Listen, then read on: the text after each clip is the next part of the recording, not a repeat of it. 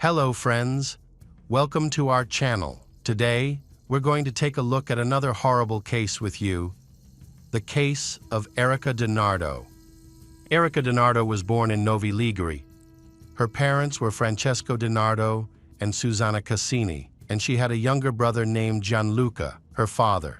Francesco was an engineer and a top manager at a local chocolate company. He was a respected man who built his success through hard work. After moving from southern Italy, Susanna, her mother, worked as an accountant at the same company. But after having Erika and Gianluca, she chose to become a full-time homemaker to focus on raising her children. Susanna was very religious and frequently attended church, spending her free time dedicated to family life. The Susanna family lived in a spacious villa in the suburbs of Novi Ligure. Erika was a 16-year-old girl from a wealthy family. She did not show much interest in studying during her school years. But in high school, she began taking accounting courses at the urging of her mother, where she seemed to prove academically successful. Her younger brother, Gianluca, was 11 at the time and focused on his studies. Hoping to follow in his father's footsteps,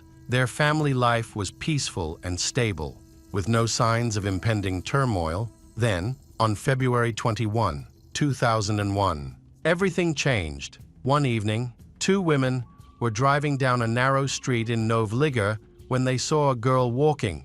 She was covered in blood. The women quickly stopped to help her. The girl introduced herself as Erika and informed them that someone had just attacked her mother and younger brother. What surprised them was that the women were Erika's neighbors. They checked on Erika and called the police, who quickly arrived at Erika's family home. When the police arrived, they entered the house and witnessed a horrific scene. On the kitchen floor, they found the body of 42-year-old Susanna. The kitchen table was knocked over and broken. Susanna had been attacked and murdered. Bloody shoe prints could be seen on the floor. Police then began searching for Erika's younger brother, who, according to Erika, had also been assaulted. They first checked the ground floor but did not find him, so they began to search upstairs. At the bottom of the staircase, they discovered a strange blue liquid of unknown origin. They found Gianluca in the bathroom, where the scene was even more gruesome than downstairs. The boy had suffered 57 stab wounds. At first, the police investigating Erika's house suspected that a robbery had taken place and resulted in murder. However, the brutal nature of the attack was extreme and inconsistent with typical robbery scenarios, where thieves often restrain their victims and attempt to conceal their actions. Leaving survivors would have added to the evidence against them. Furthermore, it was odd that the intruders chose to break in late at night,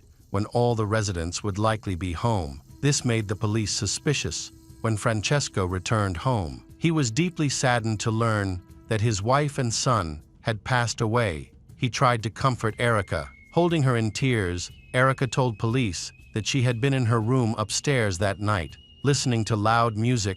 At about 8:03 p.m., her mother and younger brother returned home from shopping. When Erika turned down the music, she heard screaming from the first floor, followed by a struggle on the stairs. She then saw a strange man attacking her younger brother in the bathroom, and he quickly turned on her mother in a desperate attempt to protect Erika. Her mother screamed for Erika to run and save herself. Erika ran into the living room, where she grabbed a bottle of whiskey from the table and smashed it over the attacker's head, allowing her to escape the house. Minutes after Erika ran into the street, several neighbors in cars stopped to help and called the police. The carabinieri arrived quickly on the scene, and Erika was able to get a clear look at her attackers. She provided sketches that accurately described the two men. The first man had a thick beard, was large in build, and looked much older because of his gray hair. The second attacker was of average build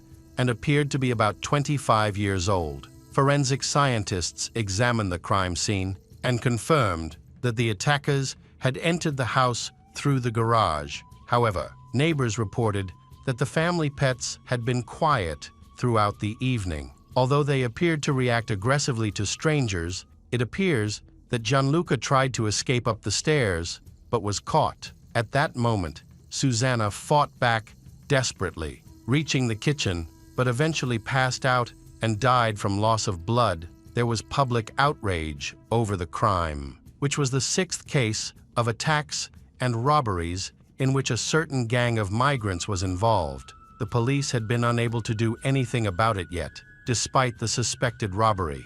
No valuables or belongings were found missing during a search of the family home, raising suspicions. However, the public shrugged off the news, blaming the government and police for their inaction. The debate over increased security and tackling illegal immigration has resurfaced, with news outlets across Italy criticizing the government's failure to manage the dangerous influx of migrants. There have been calls for citizens to take the issue into their own hands. Meanwhile, Erica continued to assist the police. They quickly noticed that she was not injured. Erica's demeanor was unusually calm and cold, which was surprising considering she had lost half of her family in a horrific event. Even the adult men in the police force struggled to cope with the scene of the tragedy, which was described as the bloodiest crime in the history of the Carabinieri police in the investigation.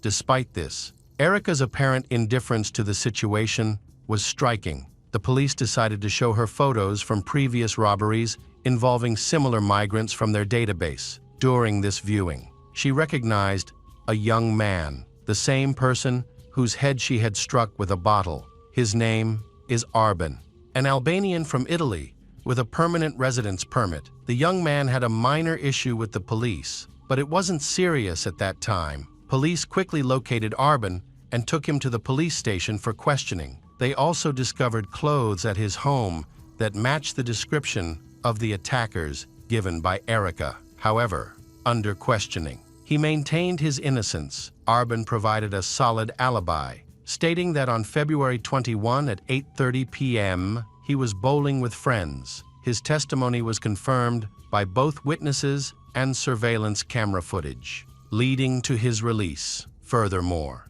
Erica claimed that she had hit him in the face with a heavy glass bottle, which should have left a mark, but Arben had no head injuries. Police noticed increasing inconsistencies in Erica's testimony. Her behavior seemed suspicious. Raising the police's suspicions, the motive for the crime seemed suspicious because valuables were still in the house. There were no signs of forced entry. The dogs were not barking.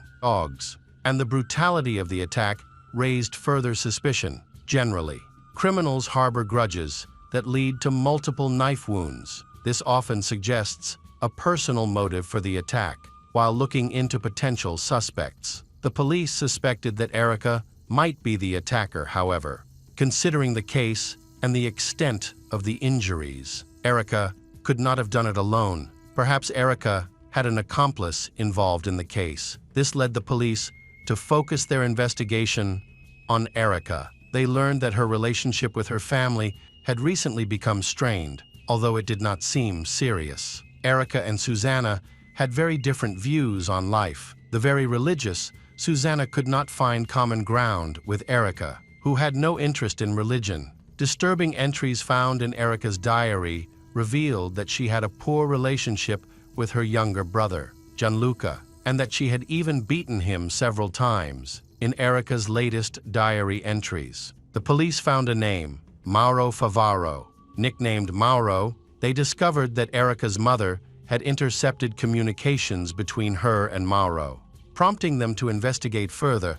Mauro was 17 years old, the son of a local bar owner. Erica had met him a few months before the tragedy, and there were rumors that they might even have been engaged. Susanna was against their relationship from the start, mainly because of Mauro's bad reputation. Susanna worried that Erica might make a serious mistake by rushing into a relationship as their relationship progressed. Several witnesses observed that Mauro and Erica's daily routines were similar. They would return home when their parents were at work or away on business trips. When they returned home, they would lock themselves in their room, where they would smoke marijuana and engage in various sexual activities, despite the disapproval of their friends. Their intimate relationship continued to grow. The young couple spent almost all of their free time together and neglected other aspects of their lives. Police believe that Susanna's anxiety and interference in Erica and Mauro's relationship could have endangered Susanna's life.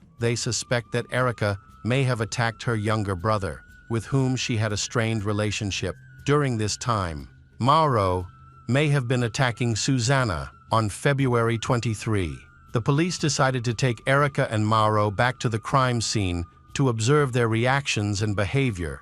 Police claimed that Erica needed to reenact and describe the attack, hoping to uncover inconsistencies in her story that would reveal if she was lying. Erica continued to cooperate with the investigation, but after a thorough examination of the crime scene, the police quickly noticed discrepancies between the evidence and Erica's account. While Mauro sat in the house, he listened closely to his girlfriend's story. However, he remained silent the entire time and seemed very tense. It's clear that Mauro knows more than he is letting on. Later, the couple was taken back to the police station and placed in a small room. They were being filmed, and everything that occurred was recorded. But the Erica and Mauro were unaware of this. The Mauro appeared very anxious, while the Erica tried to soothe him. After a few minutes, they both began to relax a bit and started talking about some truly disturbing topics. Mauro describes in detail how he killed Gianluca and expresses his delight at the unusual color of the water in the bathroom. Erica believes that the police have no solid evidence against them, so they will probably be released after questioning. She has prepared carefully for this situation, telling Mauro that she will be the only witness and will protect him. Erica says that they can now openly declare their love for each other and walk around the city without fear. She then happily calls out to him and kisses him. At this point, the recording in the room ends. The prosecutor's office received a recording of confessions from Mauro and Erica regarding the massacre of Erica's mother and brother. The case shocked everyone, including the local community, who were preparing to take action against migrants. Erica was sent to the Beccaria Juvenile Detention Center in Milan, while Mauro was transferred to Ferran Porti in Turin. At the time, Mauro and Erica were being questioned separately, despite her earlier promise to keep the secret and protect Mauro, which was captured on video. However, when the police put pressure on them, Mauro and Erica began to blame each other. Erica claimed that Mauro had killed her mother first and then her brother. She said that she was locked in the bathroom and was only released by him after the crime had been committed. According to her, Mauro acted out of anger because Susanna would not allow them to be together. Erica claimed to be a victim of manipulation and said that she was so depressed at the time of the crime that she barely knew what she was doing. Erica remained in contact with friends and even mentioned that she would be released soon because she was innocent and had been harmed by Mauro. However, the police had good reason to believe that Erica was actually the one who initiated the massacre and was involved in the murder. Her relatives described Erica as confident, cool, and assertive, while Mauro was seen as passive. This led the police to conclude that Erica was the driving force behind the attack, making them a couple involved in the murder. During the investigation, a substance was discovered on the floor. Initially, Erica and Mauro intended to use a special poison instead of a knife to harm Gianluca. As the poison was not water-soluble, Gianluca accidentally knocked over the cup containing the poison as he ran up the stairs, leading to the discovery of the substance by a forensic scientist. Mauro claimed that Erica was the mastermind behind the idea and the crime. Mauro began to insist that he had not entered Erica's house that day. He claimed that Erica had often expressed a desire to harm her family, as they were interfering with her happiness. Mauro then recounted that Erica had let him into the house that evening and given him rubber gloves and a knife. He insisted that he had refused her request to kill younger brother and mother, which enraged Erica. She then locked him in the bathroom and only let him out after she had finished with her family members herself. The prosecutor's office had strong evidence that Mauro had lied. Mauro then cooperated with the investigation. He revealed the location of the murder weapon gloves, and poison eventually. These items were found through the analysis of new evidence. It was revealed that Erica had killed Susanna and Gianluca, but Mauro was also an accomplice. They had inflicted multiple stab wounds on the two victims on November 28, 2001. Erica's trial began as scheduled. She and Mauro both underwent extensive interviews and evaluations, which revealed that Erica had mental health problems. Specifically, she exhibited characteristics of narcissistic personality disorder, showing a strong dependence on the admiration of others. Erica and Mauro were both found to be sane and competent to attend the hearing. During the hearing, both accused each other. In the sequence of events that evening, a violent argument broke out between Erica and her mother when they returned home. Mauro was near the garage and, upon hearing the noise, rushed inside to drown out the noise and avoid alarming the neighbors. Erica turned up the music. Mauro then attacked her mother in the kitchen with a knife, covered her mouth to prevent her from screaming, and began to inflict several blows. During the struggle, Susanna knocked over a kitchen chair, breaking it. Seconds after the attack began, Erica joined Mauro in attacking her mother.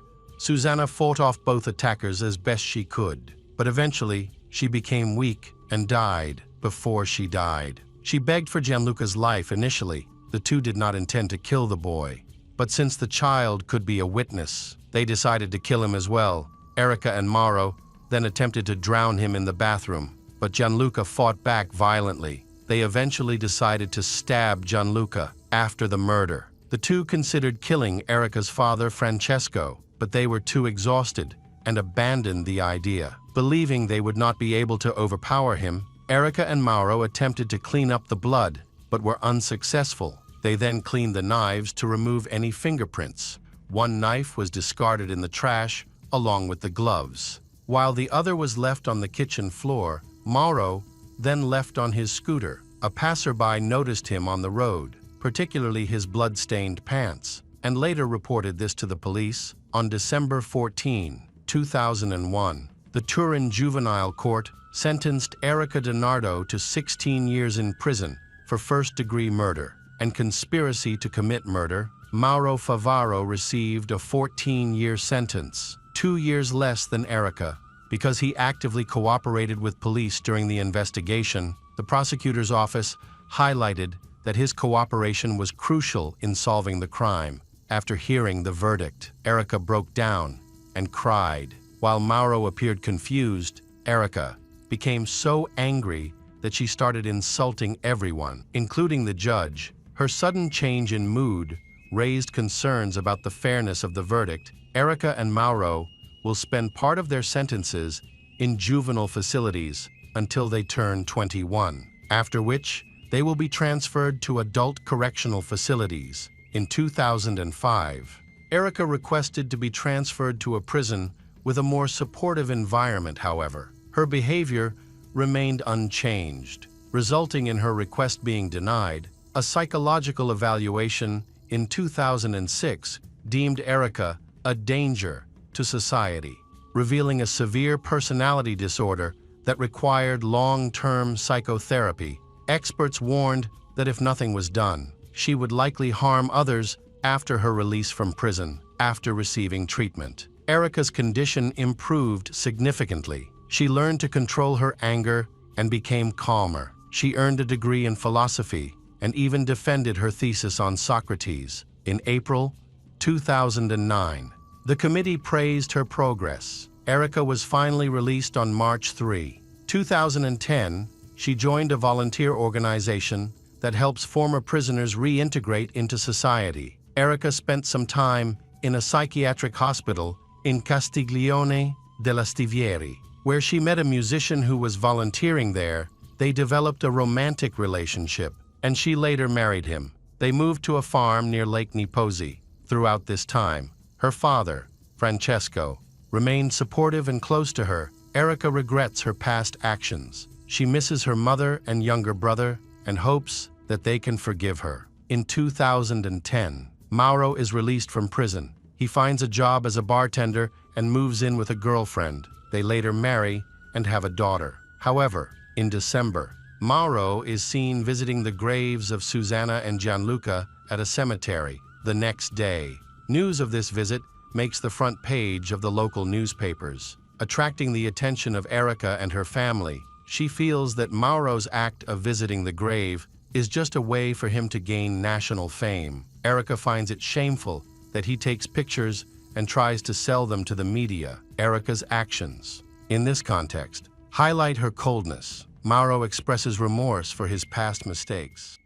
Welcome back, mystery lovers. Today's case is going to keep you on the edge of your seat. The case of Catherine Gowing. Catherine Gowing was a 37-year-old veterinarian from Ireland who had a passion for traveling and nature.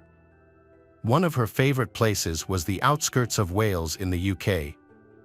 Mold, a small town in North Wales with a population of around 10,000, is known for its restaurants, pubs, markets, and shops. It was in this town that Catherine lived. Born in 1975 into a large farming family, she was one of the youngest daughters. Her father dedicated his life to agriculture while her mother worked as a teacher. Throughout the long summer holidays, the family would work together on the farm, cultivating a strong work ethic in their children. As a result, the children eagerly participated in farming activities from an early age. Catherine always dreamed of becoming a veterinarian, so she loved working with the animals on her father's farm. The beautiful countryside captivated her, deepening her affection for rural life. Moving to Mold aligned perfectly with her desires. Catherine dedicated herself to her studies, graduating from St. Brandon's High School and then attending community college in Barry. Not only was Catherine a dedicated student, but she also excelled academically, particularly in the natural sciences, where she ranked third in the country based on her exam results. This achievement led many to believe she had a promising future ahead. After completing her secondary education, she pursued her dream of studying veterinary medicine at the University of Budapest in Hungary. At university, Catherine formed a close group of friends, including Jane Doyle, an older friend from Ireland. They shared a deep understanding. Together, they spent their free time studying, relaxing, and attending social events, all while pursuing their shared passion for veterinary medicine. After graduating as a vet, Jane found a job at a veterinary clinic in Mold, North Wales, and moved there. She then recommended Catherine for a vacancy when it became available. From the moment of interview, the clinic staff were attracted to Catherine. With her cheerful, positive attitude and high level of expertise, she demonstrated a strong passion for working with animals, winning the trust of everyone. Catherine was an outstanding psychologist, which allowed her to connect easily with the owners of her animal patients. These qualities quickly made her one of the most popular veterinarians in the city. The girls fell in love with their new environment, but since they didn't own any property, the veterinary clinic provided their accommodation, which they weren't particularly fond of. To reduce expenses, they decided to rent a house together in a nearby village called New Brighton, just a 10-minute drive from work. The year 2012 marked the peak of Catherine's and Jane's lives. At that time, Catherine was 37 years old and had been working at the veterinary clinic for a year and a half, building a strong reputation. She was attractive and charming, and her soft Irish accent attracted many men. However, she wasn't interested in starting a family yet and remained focused on her work with animals. Even when she agreed to go on dates, those relationships usually didn't last long. In October, Jane planned a weekend trip to visit her family and asked Catherine to cover her shifts at work for a few days. Jane expressed that she not only wanted to visit Ireland, but was also considering the possibility of moving back permanently to care for her elderly parents. Understanding this need, Catherine agreed to help. On October 12, 2012, the day Jane was set to leave, Catherine finished her work shift at 8 p.m. as usual. She then went to a nearby store to do some shopping. CCTV footage captured her at the store entrance at 8:06 p.m. At that time, Catherine was wearing blue jeans and a brown zip-up jacket, and she carried a bright brown bag across her body. She spent about 30 minutes shopping in the store. After she was seen on camera in different departments, she was recorded again as she left, carrying a plastic bag and a pizza box. This was the last sighting of her. Since the woman lived alone, her disappearance went unnoticed at first. The following Sunday, October 14th, Catherine was scheduled to meet a work colleague for lunch, but she never contacted him. She didn't show up and ignored his attempts to reach her. This worried her friend, who had known Catherine for a long time and found her sudden silence unusual. Initially, a coworker assumed that Catherine was just sick and resting at home. The situation became urgent when Jane returned from Ireland on Sunday evening and discovered that Catherine was not home. Her car was also missing, and strangely the front door was unlocked. Jane searched the house for any signs of her friend's location but found nothing. Catherine wasn't answering her calls, and the house was filled with a strong smell of cleaning products, which struck Jane as odd. She also noticed that Catherine's personal items, like her car keys, handbag, wallet, and mobile phone, were missing. Jane assumed that Catherine had gone home for the weekend as planned. Exhausted, Jane went to bed despite not having slept well and knowing she needed to wake up early for her shift.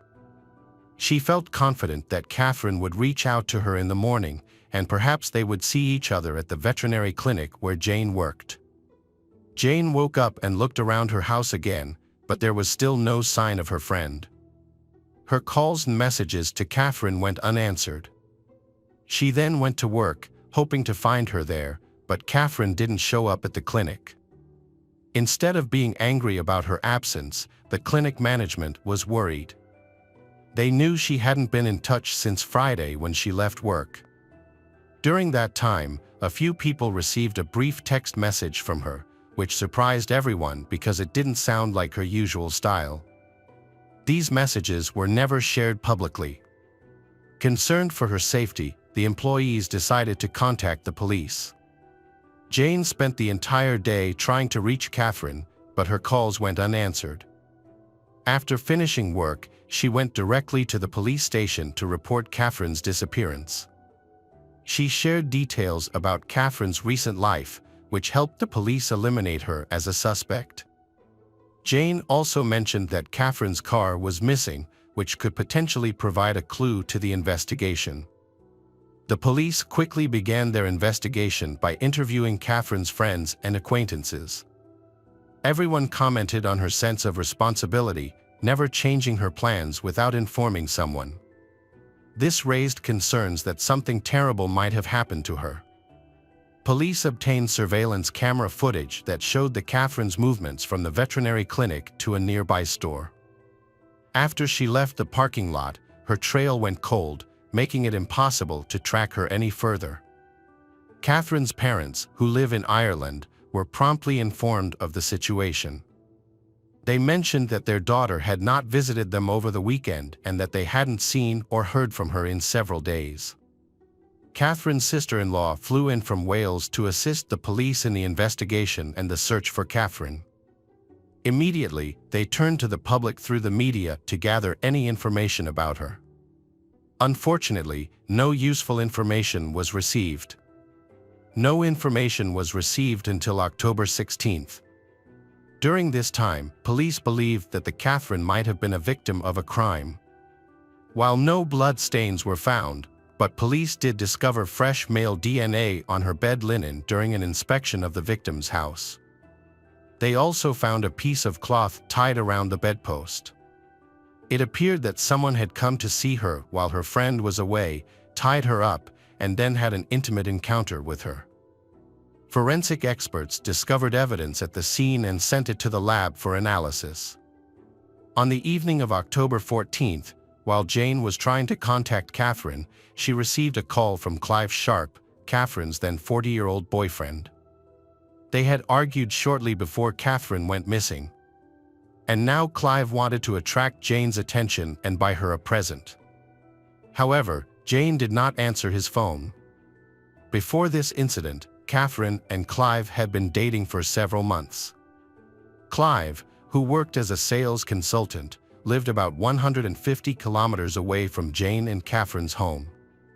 Despite the distance, he frequently visited them. Catherine met Clive through a dating app, and Jane was already acquainted with him. Clive often spent time at their house, but Catherine felt uncomfortable around him and preferred to leave whenever he arrived. This information reached the police, prompting them to investigate Clive's background more closely. The day after Catherine was reported missing, the police arrested Clive Sharp on suspicion of her murder. At that point, however, the investigation lacked both Catherine's body and any concrete evidence against him. Charges could not be brought against the man, so police couldn't detain him for long without evidence. However, they did obtain permission to search his car and collected material for DNA analysis, which was sent for examination. At the same time, police gathered information on the main suspect in the veterinarian's disappearance. At the same time, the police gathered information about Clive. They checked his police record. Clive has a criminal record. Despite his charming appearance, he spent 14 years in prison. His crimes were mainly sexual assault. He was first convicted of such acts at the age of 16, when he sent obscene letters and was aggressive towards a number of girls. At 17, he was sentenced to 3 years in prison for rape after attacking a 15-year-old girl and threatening her with a piece of glass. After his release, it seems that Clive tried to turn his life around. He went into hiding for a while, got married, and had a daughter with his wife, Gillian. For many years, he remained off the radar of police and was not involved in any reported crimes. However, his attempts to build a normal family life did not last long. Gillian died of drug addiction. This may have had a huge impact on him. In 1995, at 26, Clive was imprisoned again for sexually assaulting his friend's wife, receiving a 5-year sentence. Just a few months after his release, he was incarcerated once more, this time for a more serious crime. He attacked a woman, bound her, raped her, and threatened her with a knife, resulting in an 8-year sentence. Remarkably, he was granted parole after serving just 5 years. In 2003, he was released and remarried. By 2011, he had ended a previous relationship and was now in a tense relationship with his girlfriend, Catherine Gowing, who had gone missing. The police found this suspicious coincidence. As a result, Clive Sharp became the prime suspect and was arrested. While in prison, he attended a specialist program designed to help sex offenders control their urges. In this program, he publicly detailed his disturbing behavior, including tying up women and threatening them. After committing the violence, he envisions 2 outcomes. He will lose interest and release the victim, or he will fantasize about killing them, envisioning scenarios in which he strangles or drowns them. The program was discontinued in 2017 after convincing evidence that it did not help solve the problem of sex offenders. While in prison, Clive claimed he had an alibi for the time when Catherine disappeared, saying he was visiting relatives. Interestingly, his daughter and her stepfather supported his claim, stating they saw him that weekend and he appeared calm. However, this did not rule out the possibility that Clive could have harmed Catherine. He could have attacked her, disposed of her body, and then gone to visit his relatives. The police examined this information for inconsistencies in Clive's story and increased their scrutiny. They soon discovered that Clive Sharp was lying. DNA test results from Catherine's bed showed a 100% match with samples taken from Clive. This indicated that he had sexual intercourse with Catherine. No one believed that the encounter was consensual. Catherine had disliked Clive and actively avoided any communication with him. The search for Catherine continued, but hopes of her safe return were slim, especially after Clive revealed he had violent fantasies. Just 2 days later, a couple walking near the abandoned Pin Flame Quarry, just a few miles from Catherine's home, discovered the burned-out car. They quickly called the police. Although the car was badly damaged, the police were quick to confirm that it belonged to Catherine. By this time, news of Catherine's murder had spread throughout the community. However, no body was found in the car, and no further evidence of what had happened had emerged. As a result, many had given up hope of finding Catherine alive. Meanwhile, Clive Sharp continued to deny any involvement in her disappearance. On October 19, the prosecutor's office concluded that they had enough evidence to charge him with Catherine's murder. Even without a body, preparations began for a long and contentious trial, with the prosecution attempting to gather all available evidence. The investigation into Clive's guilt and the search for her body is ongoing near Catherine's home, where her burnt-out car was discovered. The search involves police, volunteers, helicopters, dogs and divers who have checked all the nearby waters. On January 7, 2013, Clive had not confessed to the murder. However, the search did not last long, as divers soon found human remains in a lake near a quarry, close to the location of the burned car. Dismembered body parts were found in the reservoir, approximately 3 kilometers away. All of the remains were sent to a laboratory for testing. Experts determined that the body parts belonged to Catherine. Unfortunately, as some body parts were missing, the cause of death could not be determined. After an extensive search of the reservoir, no further remains were found.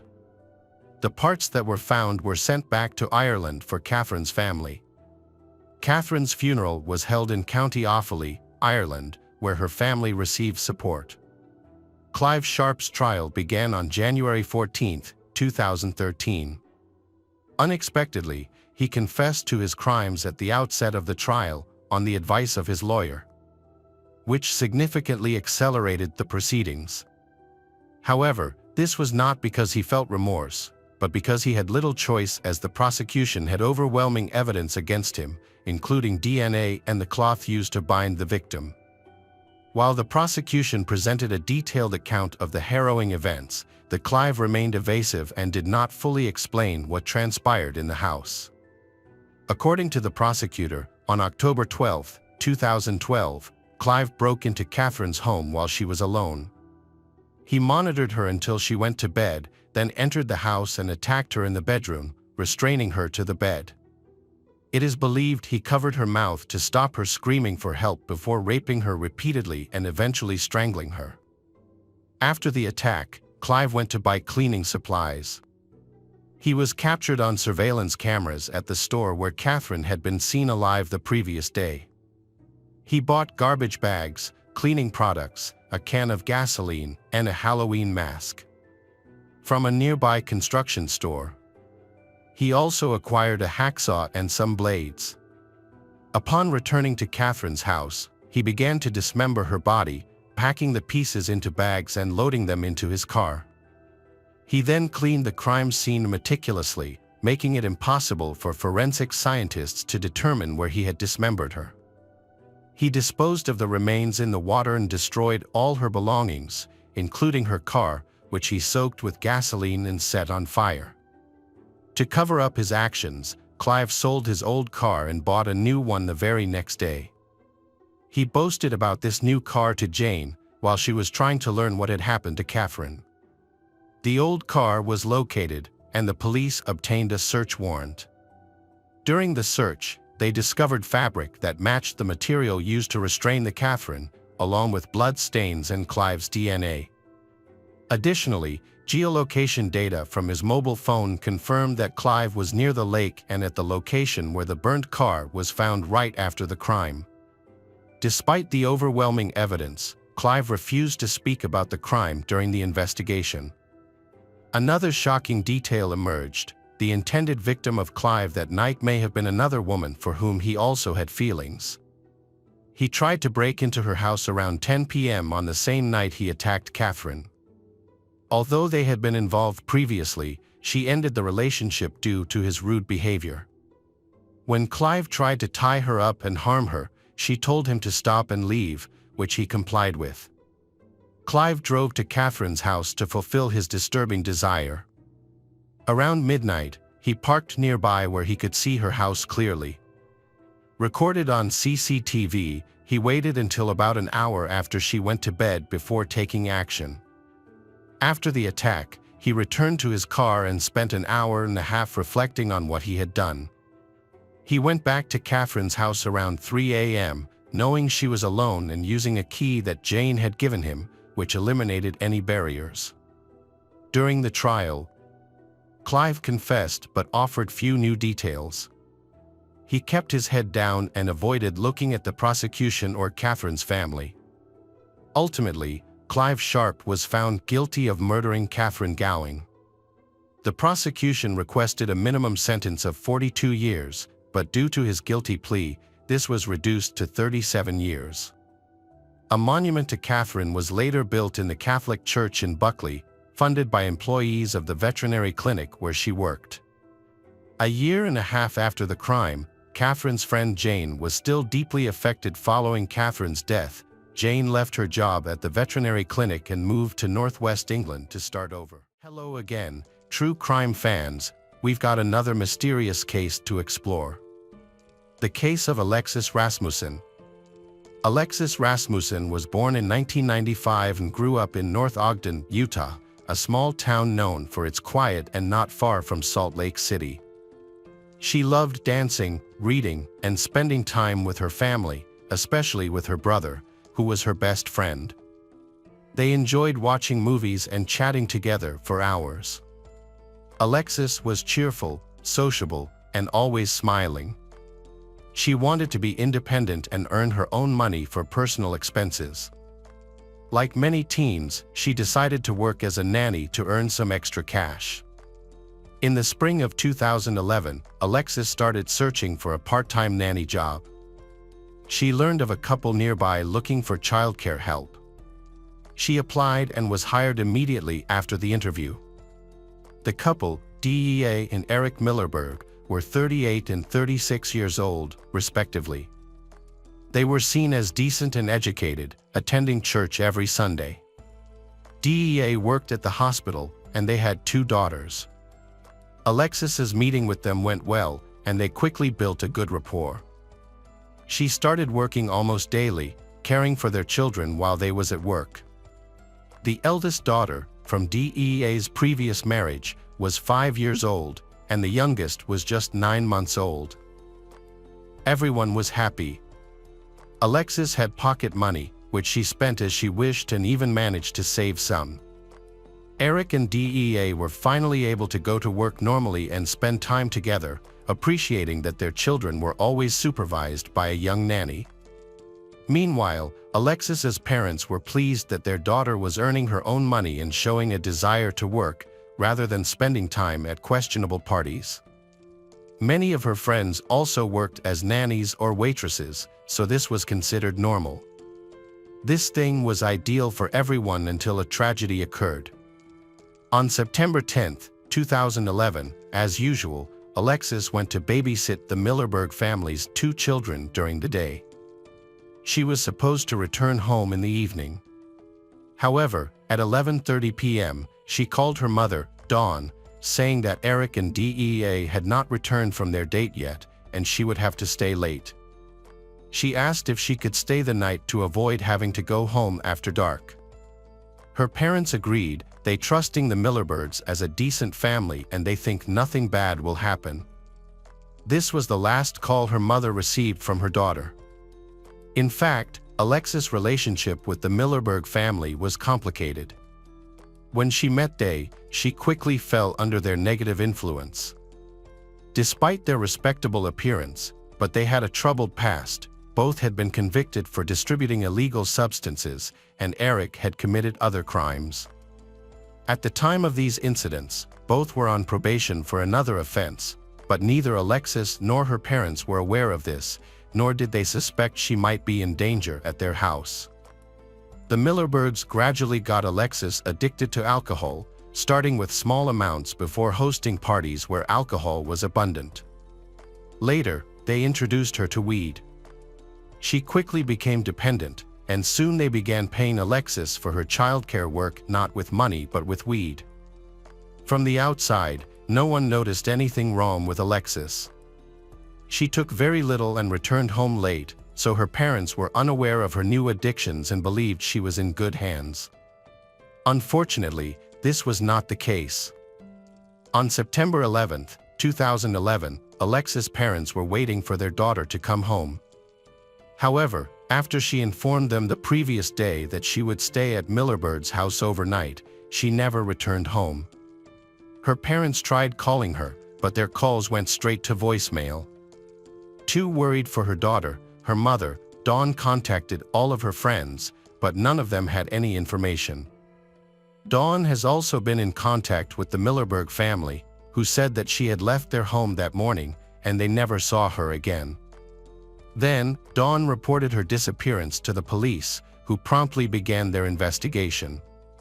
Police have issued a missing persons notice for Alexis and questioned Eric and DEA, as they were the last known individuals to see Alexis. When the police arrived at the Millerberg home, Eric and DEA refused to let them inside, saying the house was untidy. They talked to the officers outside, stating that Alexis left their home around 11:30 a.m. to meet a friend, and afterward, the family went to bed and claimed to know nothing more about her whereabouts. During questioning, the officers noticed that DEA and Eric appeared to be under the influence of stimulants, which might have explained their erratic movements and overly cheerful speech. Their behavior seemed suspicious to the investigators, but without a search warrant, they were unable to inspect the house. This made them even more suspicious. The detectives speculated about whom Alexis might have planned to meet. They were aware of her boyfriend and considered that she might have gone to see him. The police came to see her boyfriend, and he said they had no plans to meet that morning. To verify this, he showed his phone and his messages with Alexis. Upon inspection, it was clear they had only exchanged brief messages shortly before she stopped communicating. The boyfriend claimed he had no idea where she could have gone or whom she was with. Detectives also spoke with Alexis' other friends and classmates, but nobody had seen her since she disappeared. It seemed like she had vanished. They all mentioned that she had no enemies. She was an ordinary teenager, with no ties to the criminal world. The possibility of her running away was dismissed because all her belongings, including money she had saved, were left at home. She had never run away before and wasn't seen as a troubled teenager. All the leads turned out to be useless. At that time, Alexis' parents were unaware of an app called Blink, which could have helped them locate she. Blink allows real-time tracking of the movements of loved ones and friends who choose to share their location. The app is designed to be secure and does not allow tracking of strangers, which prevents stalking. To track someone, you must send a request from your contact list, and they must accept it. The last time Alexis's phone worked was at Eric's house, which was the last known location of she. There was no evidence that she had left the house Millerberg that morning. Investigators started looking into Eric and DEA more closely and discovered that they had a history of distributing illegal substances, and Eric has a lot of criminal records. During the investigation, police learned that Alexis's friends knew about the true nature of the relationship between Alexis and the Millerberg family. Alexis, along with several other teenagers, including friends who had also disappeared, looked after their children. The teenagers were pleased with these working conditions because it gave them access to alcohol and substances. Multiple witnesses confirmed that DEA sold prescription drugs to Alexis, for which she received about $100. Detectives continue to question Eric and DEA, informing that they knew about illegal drug activities. Then, Eric and DEA admitted to giving drugs to teenagers, but denied any involvement in Alexis's disappearance. Despite their denial, they were arrested for distributing illegal substances and violating probation terms. They faced up to 5 years in prison. The case was further complicated because they were supplying drugs to minors. The police also reached out to Eric and DEA's friends and acquaintances for information, but everyone refused to cooperate. By this time, detectives were convinced that Eric and DEA were responsible for Alexis's disappearance. Detectives have obtained a search warrant for the Millerbird family home and conducted a search. Although they didn't find anything suspicious, they did discover a large quantity of illegal substances. Their 2 children, the eldest daughter was placed with her biological father, while the youngest child went to a foster family. A month into the investigation, a confidential informant contacted the officers by phone. He revealed that on the night of the disappearance, Alexis stayed at the Millerbird family house. She didn't leave or meet anyone the next morning. That night, Eric offered her strong substances, and she agreed to try them. Afterward, she started acting crazy and not understanding what she was doing. Eric persuaded her to engage in intimate relations. During the incident, Eric and DEA noticed that the girl was extremely disoriented and had an unusually low body temperature. DEA, who had medical training, realized she needed urgent assistance. They carried her to the bathroom and placed her in hot water to warm her up. Then, she regained consciousness and seemed to improve. She asked to be left alone to relax. Eric and DEA left the house to smoke and think about their next steps, as they were very frightened by Alexis's condition. When they returned, they noticed she was still cold. They then took her out of the water, wrapped her in a warm blanket, and placed her on the bed. They went out again for another smoke break to discuss the situation. Upon returning, they found she unconscious, with a mucus-like substance coming from her mouth. DEA, being a nurse, attempted to resuscitate her using all her skills, but it was too late, she had already died. Eric and DEA were scared, as they were on conditional early release and were on house arrest, and they did not want to go back to prison. In their panic, they sought help from friends to dispose of the body. They needed a car, which they didn't have, but everyone refused to assist, not wanting to risk jail for aiding and abetting. Desperate, they contacted another friend to borrow a car. He agreed, and they placed Alexis's body in the trunk and drove to another county. There, in a remote forest area, they hid her body. The confidential informant, Smith, reported everything to the police. Initially unaware of what was going on, he lent his car and later helped Eric and DEA move the decomposing body to a remote location.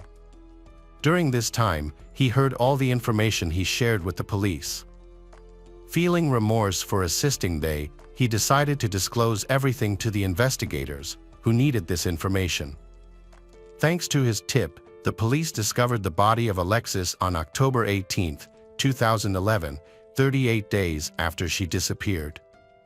The victim was found in a fetal position, with her legs pulled close to her body, partially concealed in a garbage bag.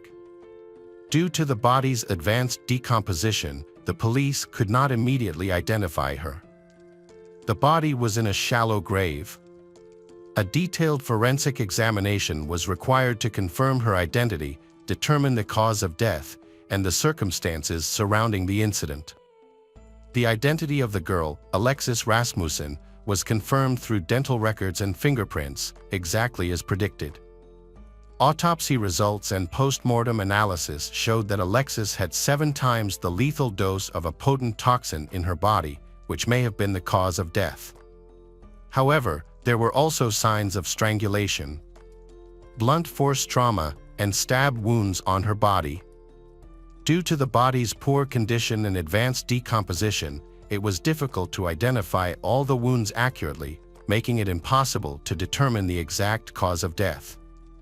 As a result, an overdose was concluded as the cause of death, but it was clear that this was not an accident, the girl had been abused. Alexis' family requested privacy during the investigation because she was a minor.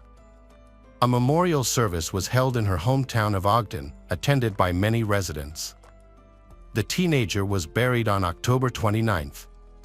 Informant Smith was promised immunity from charges of complicity in exchange for his cooperation. His testimony was crucial in locating the body, gathering evidence, and bringing charges, so he appeared in court only as a witness. During the trial preparation, phone records from Eric's mobile phone were reviewed. On the night Alexis disappeared, he called his friend several times, asking for help to dispose of something. CCTV footage was also examined, revealing that on September 10, 2011, between 10 and 11 p.m., DEA visited the Wall Prince Pharmacy to buy prescription drugs that induce an altered state of consciousness. Police conducted a detailed search of the Millerbird family home using luminol and found tiny blood stains. It was clear they had tried to hide what had happened by thoroughly cleaning. However, luminol can detect blood stains even after cleaning agents are used, which the criminals apparently did not know. A section of the old carpet had been cut out and discarded, leading the police to believe it had blood on it that couldn't be cleaned off. The police were puzzled about the presence of blood in the house since, according to Smith, there shouldn't have been any after an overdose.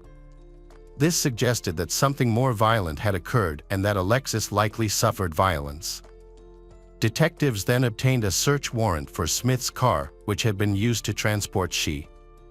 However, the car had already been sold to another district, delaying its seizure.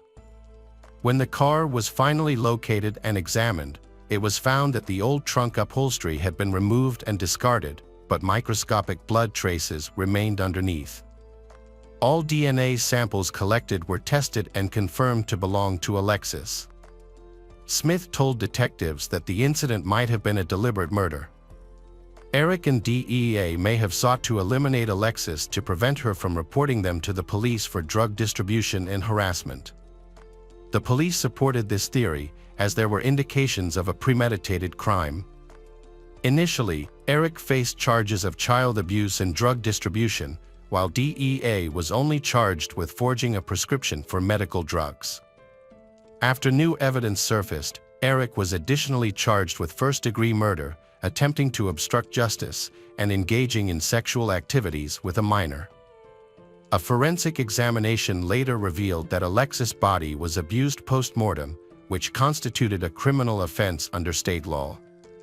Eric and DEA was decided to be tried separately, and DEA's trial began in April 2012. She was accused of illegally obtaining a prescription for illegal substances and obstructing justice. In 2015, she was sentenced to 7 years in prison. However, by then, she had already served 3 years during the trial. She was to be sent to prison to complete her sentence. She was extremely outraged by the jury's decision. Then, she gave a heartfelt speech, expressing regret for what happened, but she did not admit guilt or involvement in Alexis' death, claiming her husband, Barrick, was responsible. She offered excuses and also expressed her deepest condolences to the Alexis family. The court deemed imprisonment appropriate for Eric and DEA's actions, distributing substances to minors, engaging in sexual intercourse, and intentionally drugging a teenager with illegal substances. Additionally, they attempted to hide the body and mislead the investigation. Notably, the body was buried twice because Eric thought the first location was not secure enough. This indicated careful planning of the crimes. DEA stated that after 3 years in prison, she realized her mistakes and wanted to reintegrate into society. She requested freedom, but no one believed her intentions were genuine. Her actions were seen as an effort to avoid more jail time, so the commission decided she should remain imprisoned. DEA was sent back to jail to serve the rest of her sentence. However, she soon became eligible for parole. While in prison, her relationship with Eric fell apart. They argued, and DEA filed for divorce, which was finalized. During his imprisonment, Eric changed the tattoo on his neck from DEA's name to Death, which was in English. This change led to disciplinary action against him. In July 2013, Eric Millerbird's trial began. By March 2014, he pleaded not guilty to all charges. He claimed that the night Alexis disappeared, she stayed with them to babysit.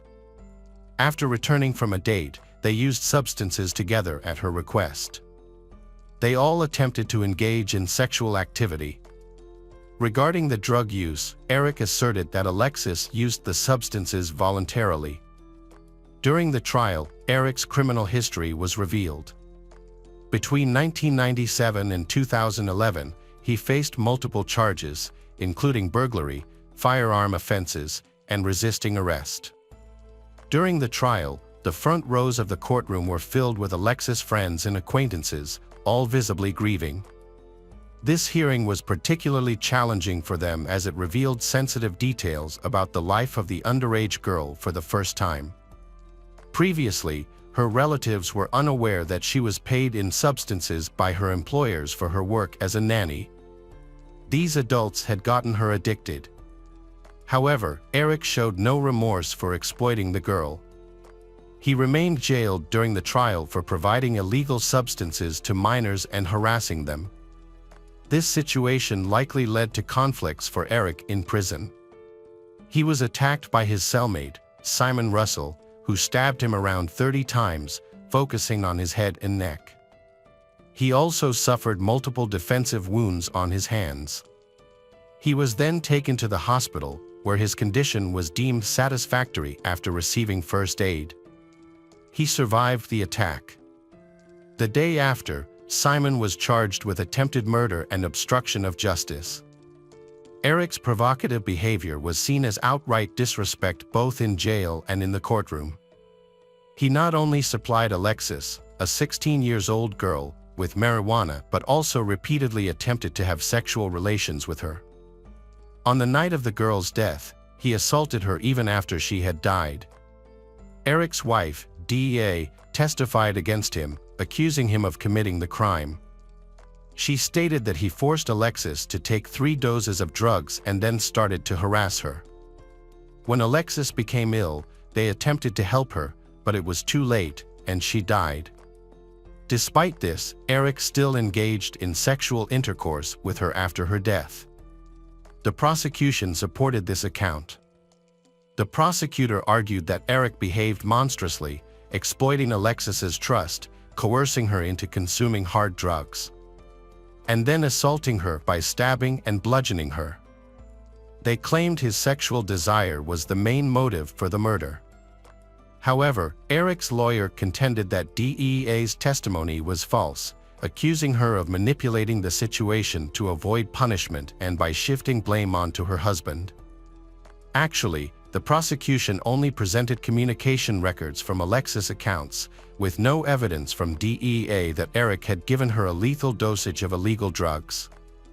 The medical examiner's report stated that the official cause of death was an overdose, despite other injuries sustained. There was no definitive proof that Alexis didn't inject the drugs herself, only witness testimonies could clarify any involvement in her drug use. However, Eric and DEA blamed each other. The defense argued that DEA's involvement in the crime was greater than she admitted and that she was equally guilty.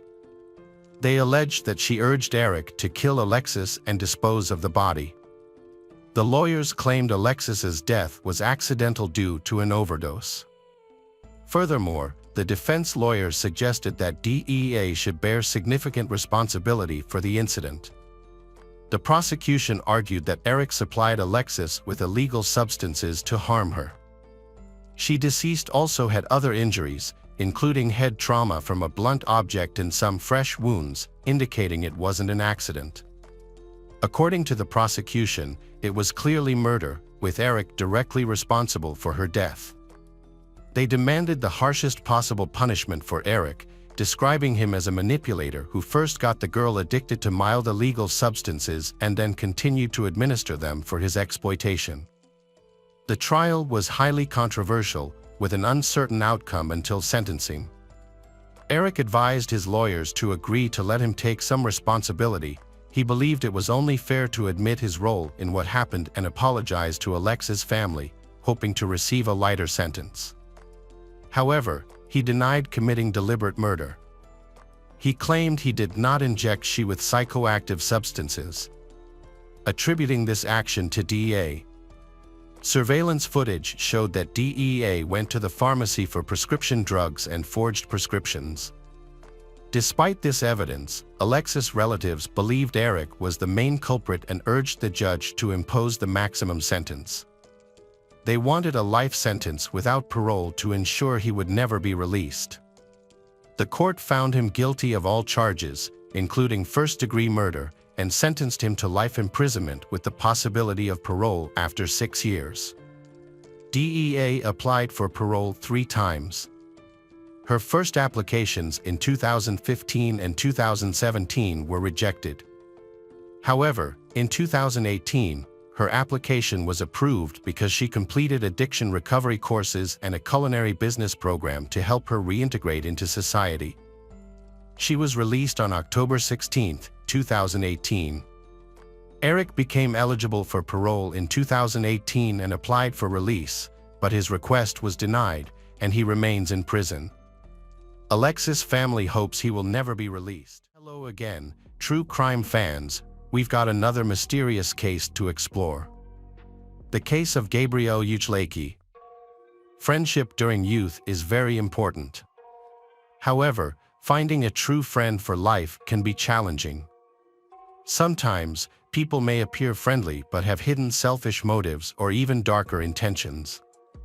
It's not always easy to recognize these signs, and failing to do so can lead to serious consequences. Gabrielle lives in a cozy little town in Nevada, USA. The local economy relies heavily on the mining industry, which provides jobs and supports families. Gabrielle's family moved here from Colorado Springs. Her father Jim had planned to find work in the gold mines. The family was excited about their new life, believing that the town was perfect for them and everything seemed to be going well. Gabrielle was immediately drawn to this vibrant atmosphere. She loved the beautiful natural surroundings, horseback riding and ATV riding, while some consider these activities more suited to boys. This added to Gabrielle's appeal as an active and adventurous young woman. Gabrielle has a close bond with her brother James, who is only a year older than her. They spend a lot of time playing game. Their family, united and loving, always supports each other through difficult times. Even when their parents decided to divorce, they handled the situation calmly to protect their children from emotional distress. After the divorce, both parents maintained a friendly relationship and resolved issues related to property division and child custody without conflict. After the divorce, her mother, Alicia, moved away but chose to live nearby so they could co-parent. Both parents took turns caring for Gabrielle and James and maintained open communication, which helped ease the emotional impact of the divorce on the children. This approach allowed Gabrielle to grow into a strong and intelligent young woman. She became very independent and faced challenges without fear. From a young age, Gabrielle helped her parents with housework. By the age of 16, Gabrielle was skilled at horseback riding, herding cattle, and helping on the farm, and was admired by her family and neighbors for her diligence and professionalism. She was cheerful and easy to get along with. After finishing school, Gabrielle plans to attend college to study psychiatry and help people struggling with mental disorders. Gabrielle has always been empathetic to the pain of others, which is what led her to pursue this career path. However, in 2020, Gabrielle faced bullying at school. Her best friend noted that many of her classmates suddenly turned against her that year for no apparent reason. This friend suspected that envy and jealousy were the main causes, as many girls were jealous of Gabrielle's beauty and intelligence and targeted her for bullying. Eventually, Gabrielle had to switch schools, but she remained optimistic. She had a small group of close friends who truly loved and supported her. Gabrielle started to spend more time on horse racing, where she met others who shared her interests. One of them was Bryce Dickey, who was a couple of years older than her. They quickly became friends, and Gabrielle often referred to him as an older brother. However, it seemed that Bryce wanted something more than friendship. He spent a lot of time with her, and she got along well with his family. Bryce was known to be a kind and polite young man who, like Gabrielle, was always willing to help those in need. Gabrielle and Bryce became close friends because of their similar personalities. They made plans to meet up, as they often did. That day, Gabrielle was at her father's house, where he was practicing with his rock band. She was eager to spend time with her father. She was chatting happily with the band members and even invited Bryce to watch. Unfortunately, Bryce missed practice. Bryce then plans to pick Gabrielle up by car to his house to watch a movie and promises to drop her off later. When her father Jim got home around 7:30 p.m., he discovered that Gabrielle was not home. He searched the house, calling her name, but received no response. Worried, Jim tried calling her, but her phone was turned off. This was unusual, as Gabrielle was usually responsible. She was never late, and it seemed unlikely that she would forget to come home on time. The worried father called Gabrielle's brother James, but he also had no idea where she was. Jim then called Bryce to ask about his daughter.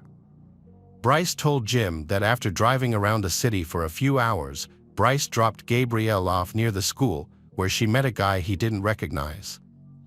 Bryce then left to avoid interrupting their conversation.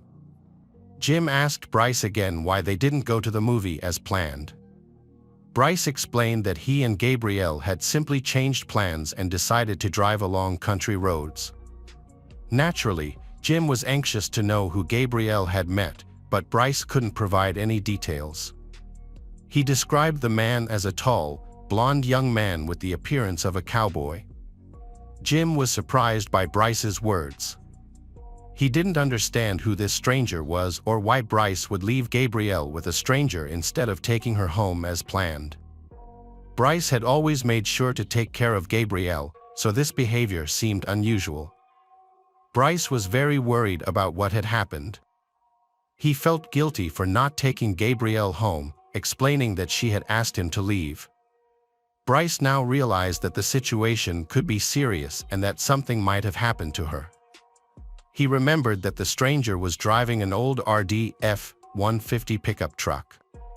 This only added to the family's worries, as none of her friends owned such a vehicle. Gabrielle's family tried calling her hundreds of times, but each call went straight to voicemail. Concerned, her parents decided to contact the police. However, as usual, the police assumed that Gabrielle had probably just run away or gone out with friends and would return soon. However, her parents knew that this was not normal for Gabrielle. She had very few friends and none of them knew where she was. Gabrielle had no family problems, addictions, or mental health concerns, and there had been no recent conflicts. To her family, her sudden disappearance was a clear indication that something serious had happened. The sheriff realized the seriousness of the situation. He gathered all the information available from Gabrielle's friends and acquaintances.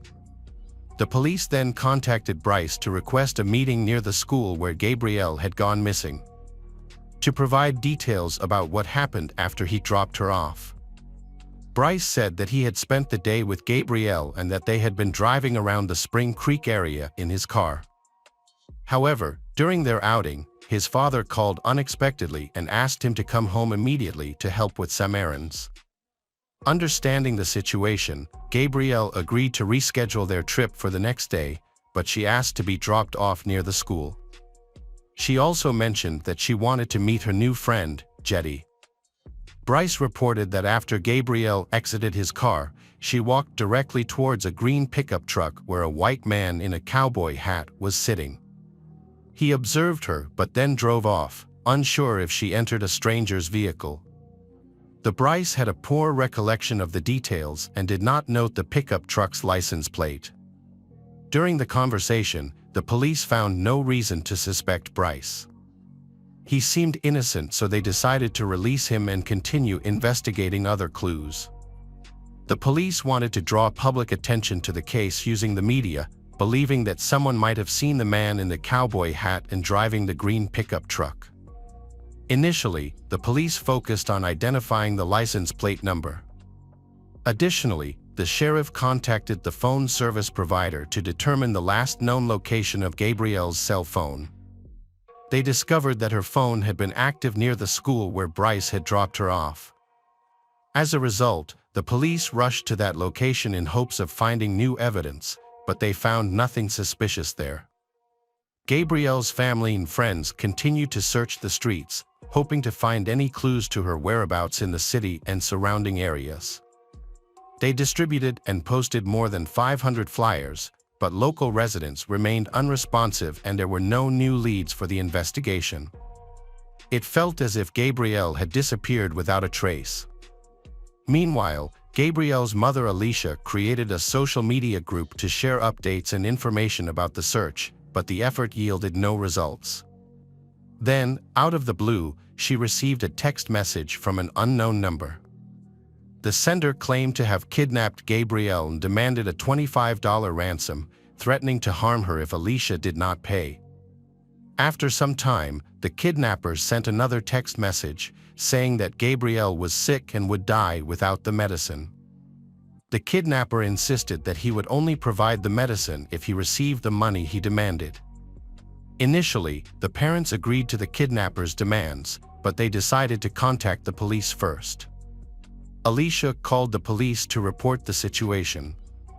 They quickly asked her to come to the station so they could trace the phone number.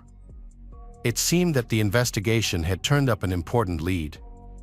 While police were trying to track down the phone number used by the kidnapper, one of the search team leaders contacted the police. He informed them that volunteers were searching about 20 kilometers from the city when they discovered a puddle of what appeared to be dried blood on the side of the road. The search team got out of their vehicles and began searching the area, where they eventually discovered a blue tarp in the bushes. Underneath, they found the body of a girl lying face down, her clothes matching Gabrielle's description.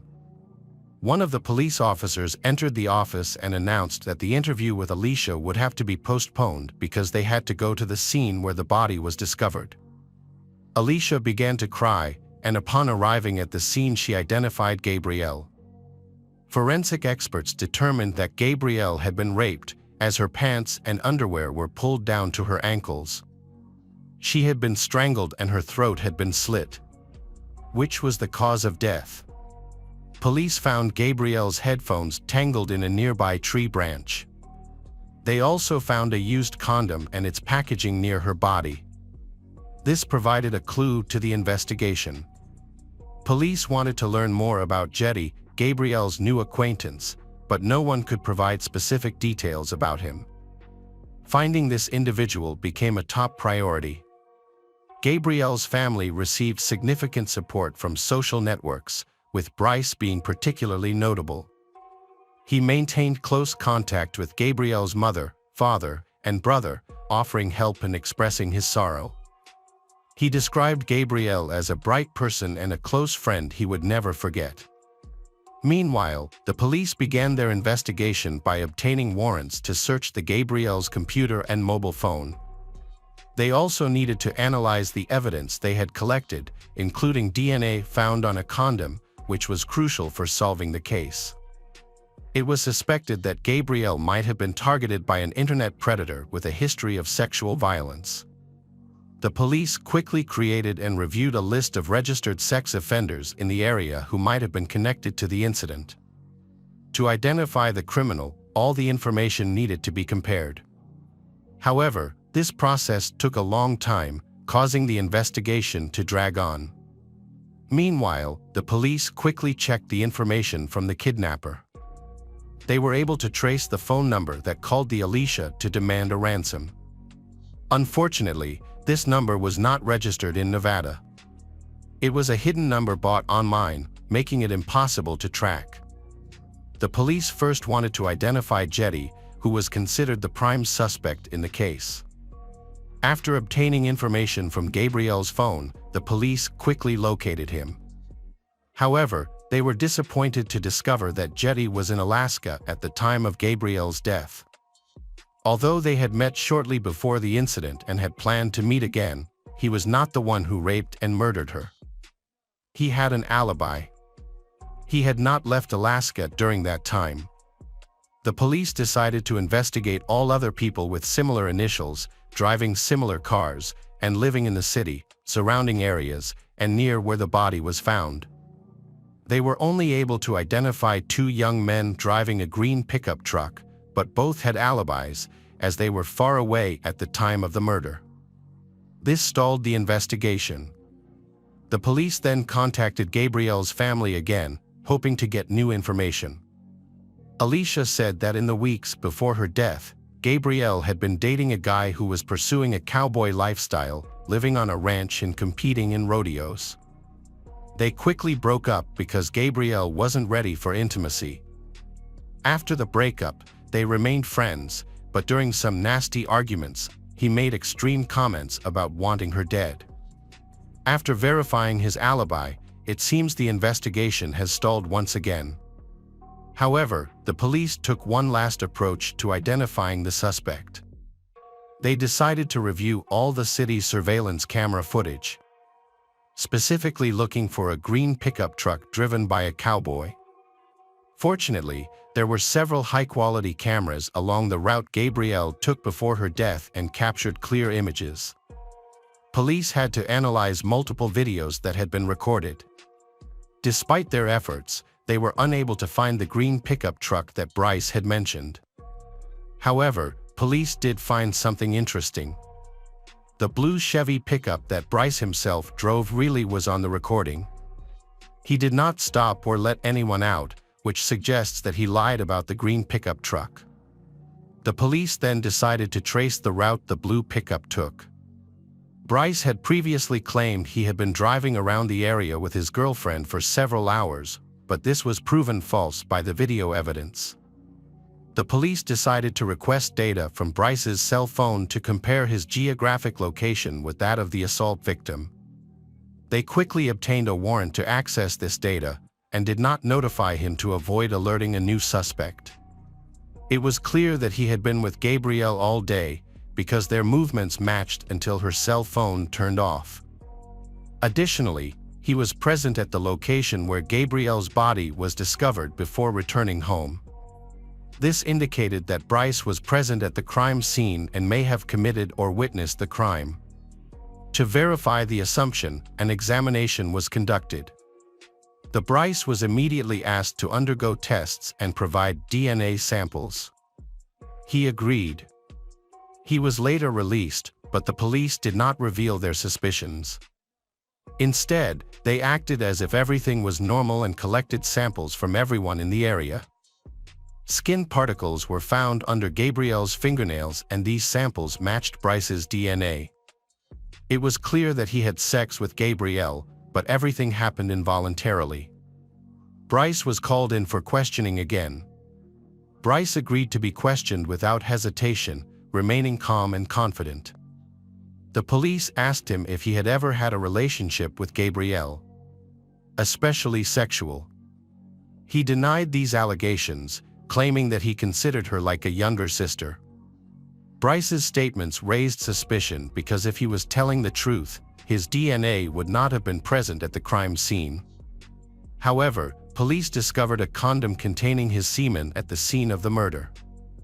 Feeling that the police were onto something, Bryce changed his story, claiming that Gabrielle had flirted with him and that they had consensual oral sex while using a condom. Bryce later stuck to his story about a man in a green pickup truck, repeatedly claiming that he could not provide a clear description of the cowboy or the truck's license plate. However, multiple traces of Bryce's DNA were found under Gabrielle's fingernails, in her private parts, and even on her neck, near the fatal stab wound. Additionally, based on Bryce's movements and the surveillance camera footage, it was confirmed that he did not stop anywhere else.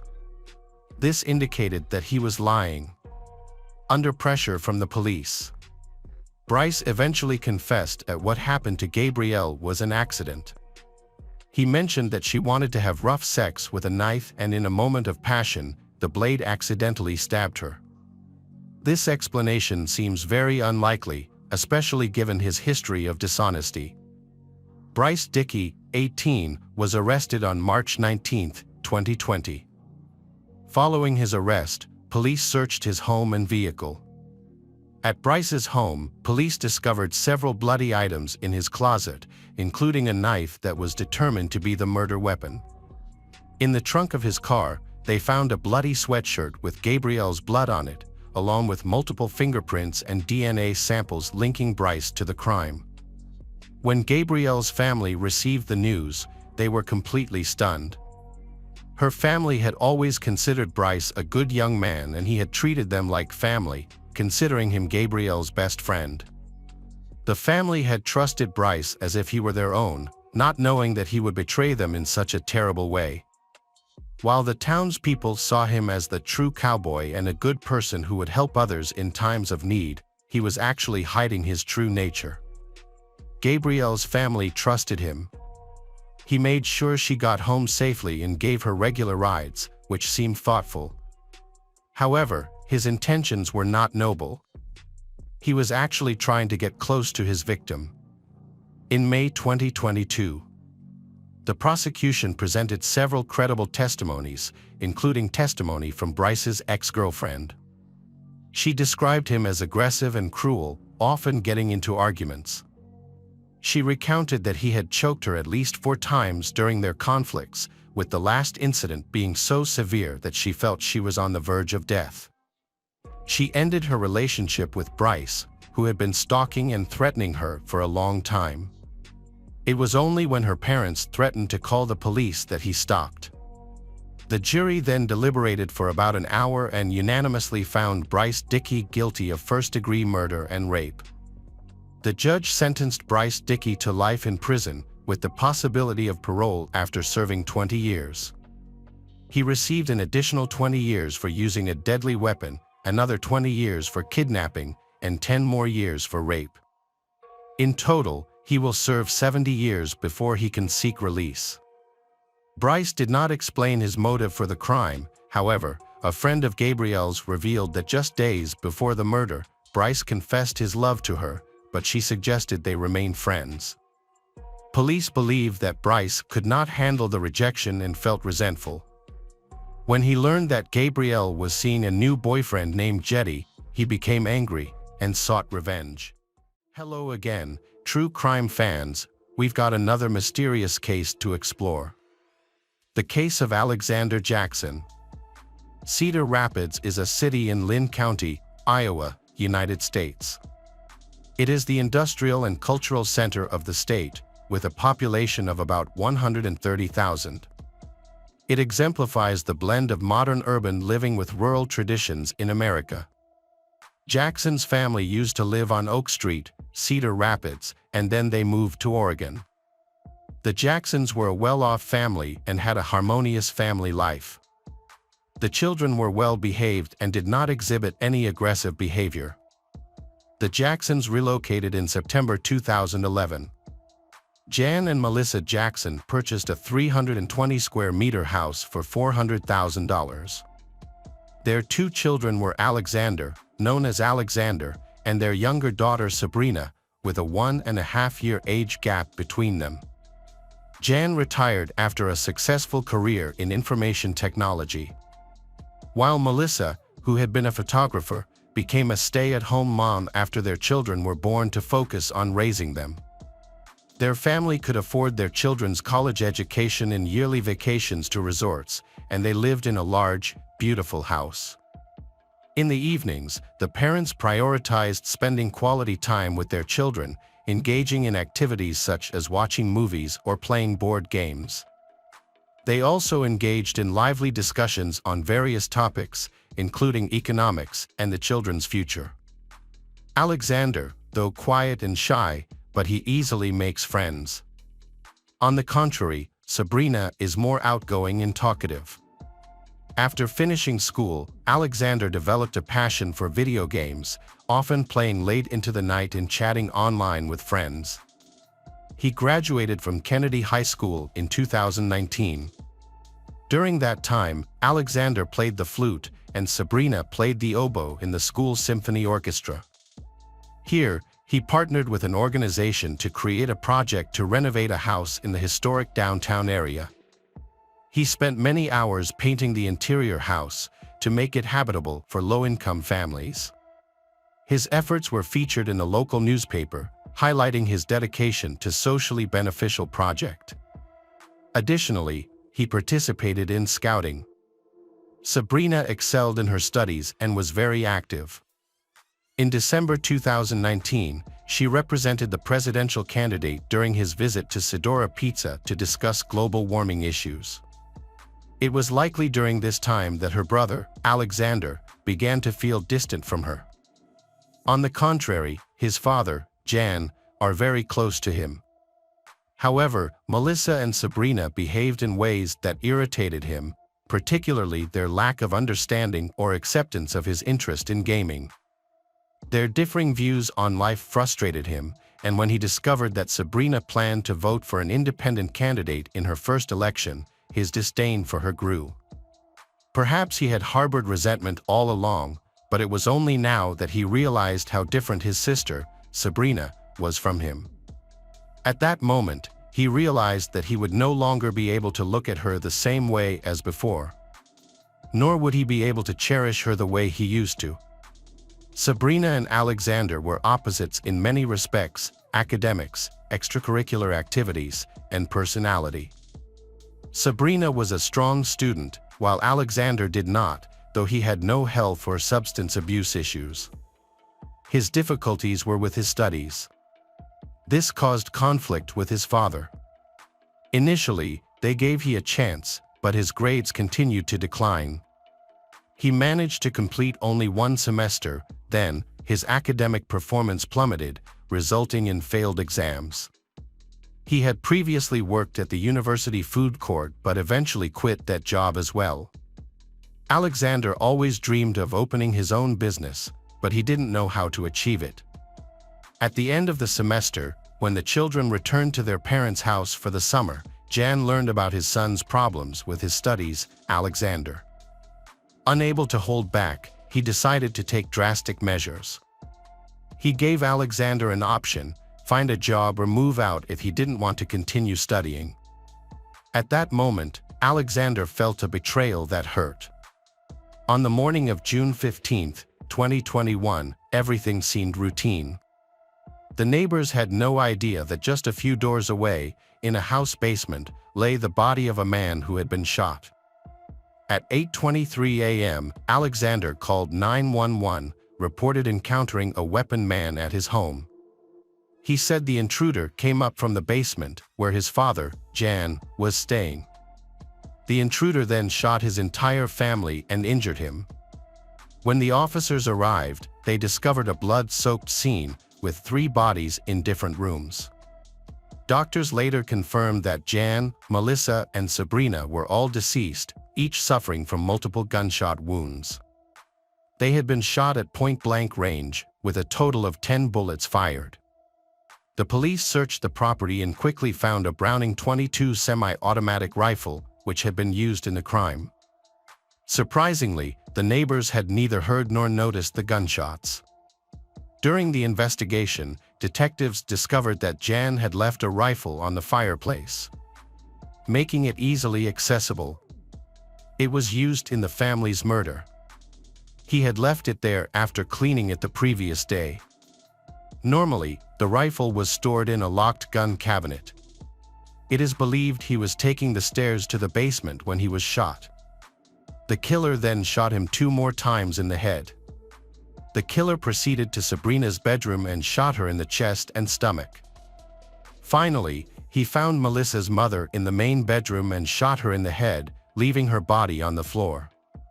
Alexander described the attacker as a dark-skinned man, wearing green sneakers and black clothing. During the investigation, investigators found no signs of forced entry and no valuables were missing. The shooter's motive and method of entry into the house remained unclear. Investigators quickly questioned all the neighbors and collected CCTV footage. Reviewing the footage revealed that no one entered or left the house, caused many doubts about Alexander's testimony. The house was isolated, located on a hill with only one access road. Behind it were bushes that police thoroughly searched, looking for a hidden escape route for the attacker, but found none. Detectives begin investigating family matters and discover that Alexander has recently clashed with Jan and has a strained relationship with Melissa and Sabrina. He admitted to these issues, and it was speculated that the motive could be an inheritance of around $2 million. He was evidently hiding something, which was the first suspicion of the police officers. After being wounded, he was taken to the hospital for medical care, and the officers continued to interrogate him during the ride. Many of his statements were inconsistent. For instance, he initially told dispatcher 911 that all members of his family were shot, except him. However, in the ambulance, he appears surprised to learn that his sister, Sabrina, has also died. Alexander claimed he slept until 8 a.m., but it was discovered that his social media was active at 6 a.m., contradicting his story. Additionally, a pool of blood was found next to his bed, and forensic examination determined that he had shot himself in the leg at that spot, then bandaged the wound, went downstairs, and met the police. This contradicted his claim that an attacker shot him while he was downstairs. The nature of the wound made detectives suspicious, as the examination showed he shot himself in the leg. The bullet's trajectory and skin burns indicated a close-range shot. Detectives don't believe that a stranger who shot Alexander's entire family would leave him alive. The police tried to persuade Alexander to confess, but he continued to maintain his innocence. After recovering, he was arrested and sent to prison. Bail was set at $3 million, but he did not have that much money and remained in custody. He was charged with the murder of Sabrina, Jan, and Melissa.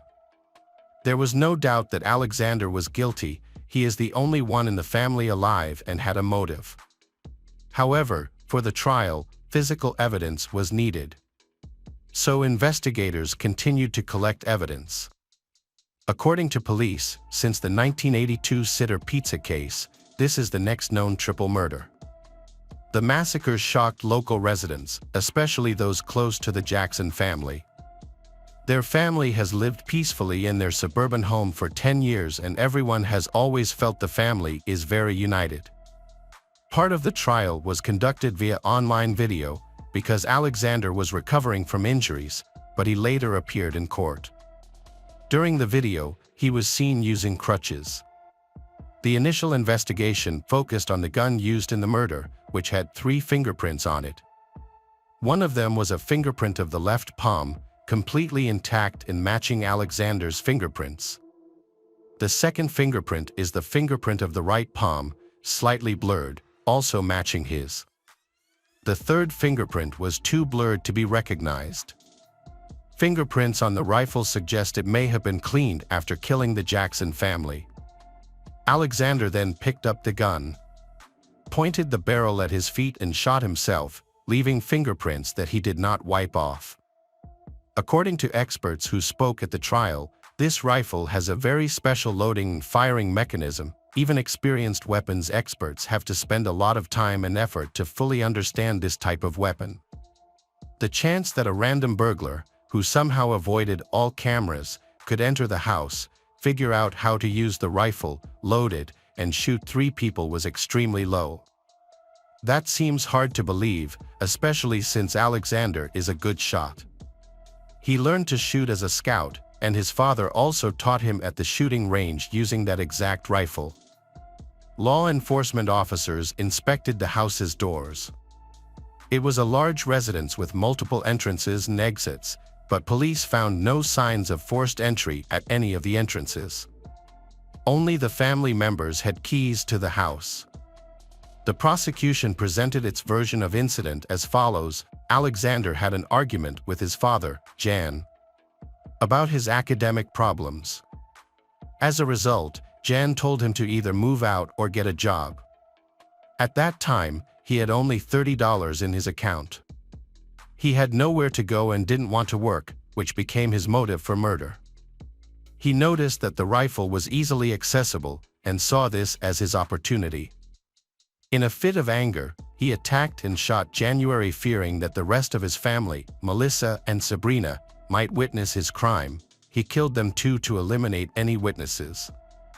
He staged a fight, shot himself, and then called 911, claiming that a stranger with a rifle was responsible. The prosecution argued that his fabrication of the robbery story showed he had malicious intent, and he carefully planned it, aiming to avoid responsibility for the murder. The defense argued that these were mere assumptions, not backed by solid evidence. Many witnesses, including neighbors, testified that none of the family members were violent. They had no issues with alcohol, drugs, or mental health. They were all known to be friendly and welcoming. The family has never been in trouble with the law. Many people disagreed with the police's theory that Alexander killed his relatives. Despite some disagreements, but he had no strong motive to harm his family. The lawyer highlighted that he had no history of mental illness or violence. He hasn't had any problems with the law, not even minor infractions like parking tickets. Alexander consistently denied killing his family. He claimed he was shot in the leg by a masked intruder while struggling to get the rifle back. At the time of the incident, Melissa was 68, Jan 61, Sabrina 19, and Alexander was 20 years old. On March 3, 2023, Alexander Jackson was found guilty of the first-degree murder of his family. He was sentenced to 3 life sentences, one for each family member he killed. According to the jury, the court denied him parole. He is under surveillance due to the high risk of ending his own life. This is a common practice in prison for new inmates with life sentences. His defense team immediately filed a motion to request a new trial. But their request was denied. Welcome back, detectives. Let's dive into another horrible case.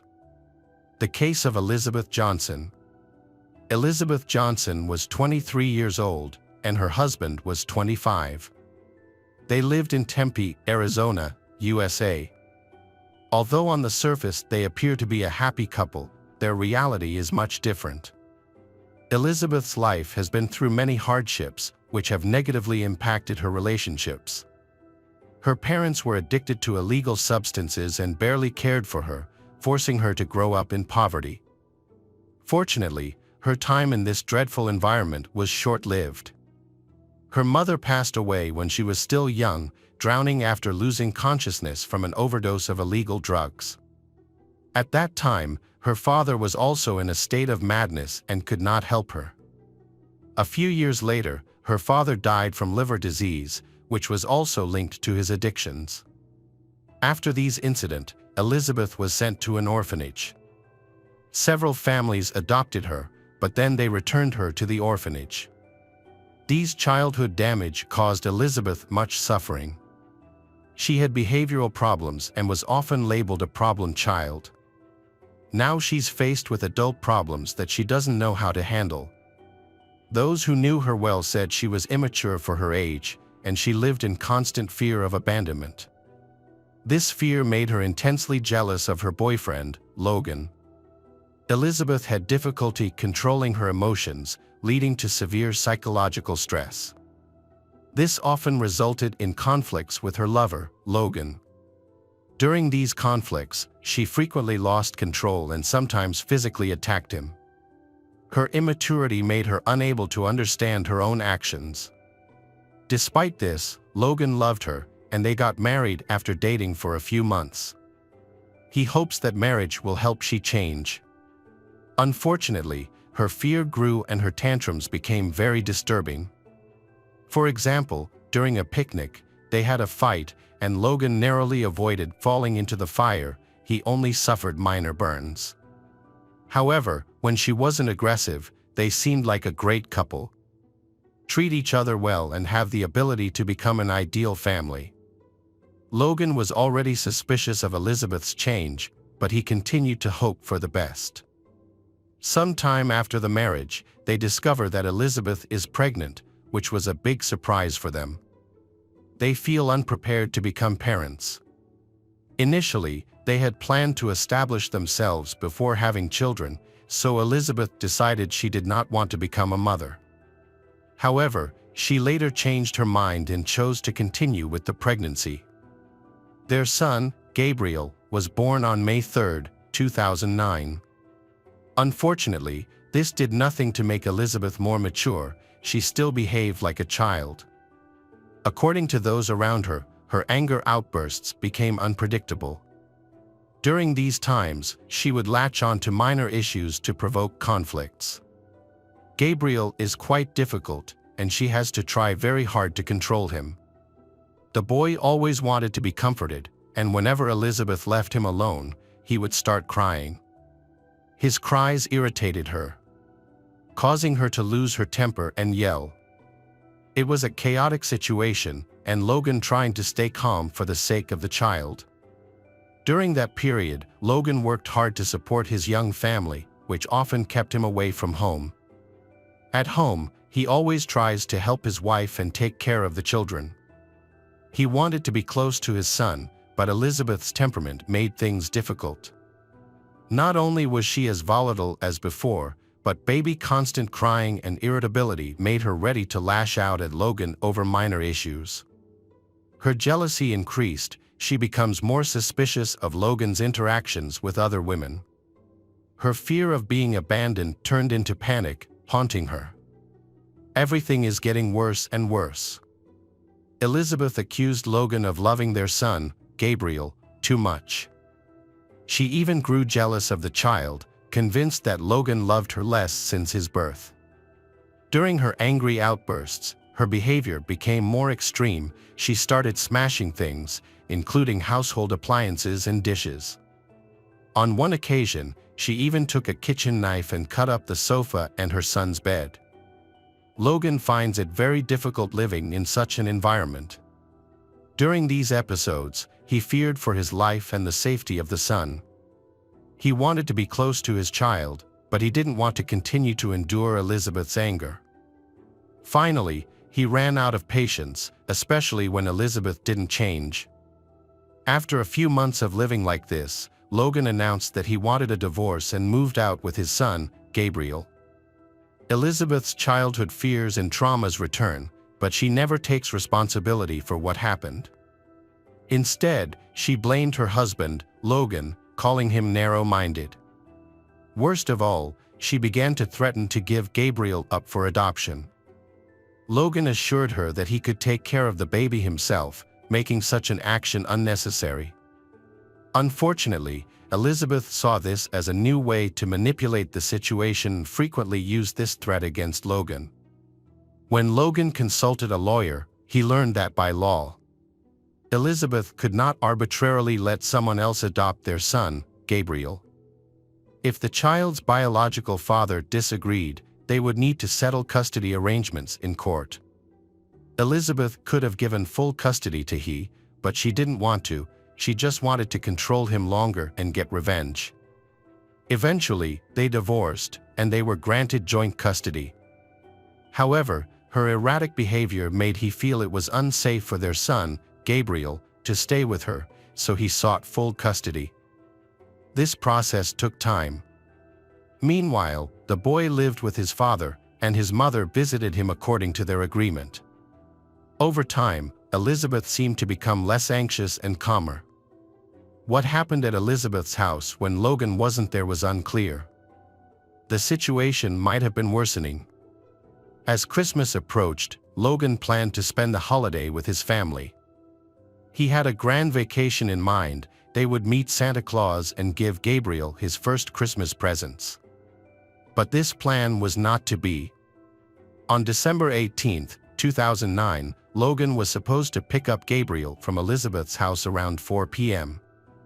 However, when he arrived, no one opened the door and the car was not in the driveway.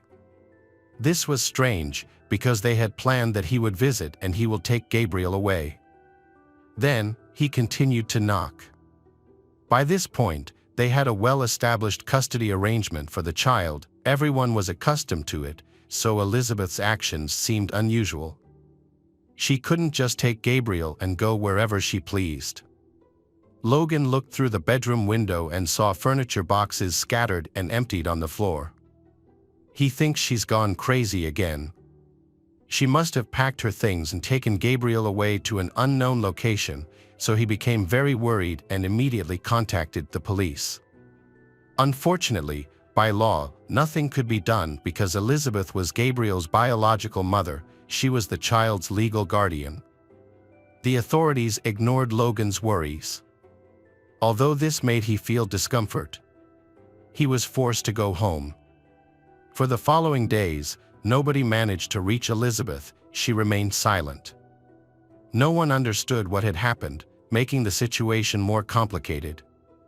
Only Logan and his family were interested in the search. The police ignored his warnings that Elizabeth could be a danger to Gabriel. He had no choice but to do everything to contact she. Unexpectedly, on December 27th, he received a message from an unknown number, but it was clear it was from Elizabeth. She wrote that he would never find his beloved son, Gabriel. She was leaving the country, and when she arrived, she would send him the exact address where he could find Gabriel's body. She also added that, earlier, she had strangled her son, Gabriel. After hearing these words, Logan could barely stand, but he immediately called the unknown number. At first, Elizabeth ignored those calls, but finally answered on the sixth attempt. Logan insisted that she was lying and that Gabriel was fine. However, Elizabeth claimed to have strangled the baby and put it in a trash bag with diapers and then threw it into a dumpster. She said it was revenge for his countless betrayals. After this, Logan contacted the police, but to his surprise, he was again told that they could do nothing. The police did not take what Elizabeth said seriously. The next day, the police got involved because Elizabeth will have to attend the final trial for custody of Gabriel, but she did not appear in court as expected. So they started looking for her. They quickly determined she had gone to San Antonio, Texas.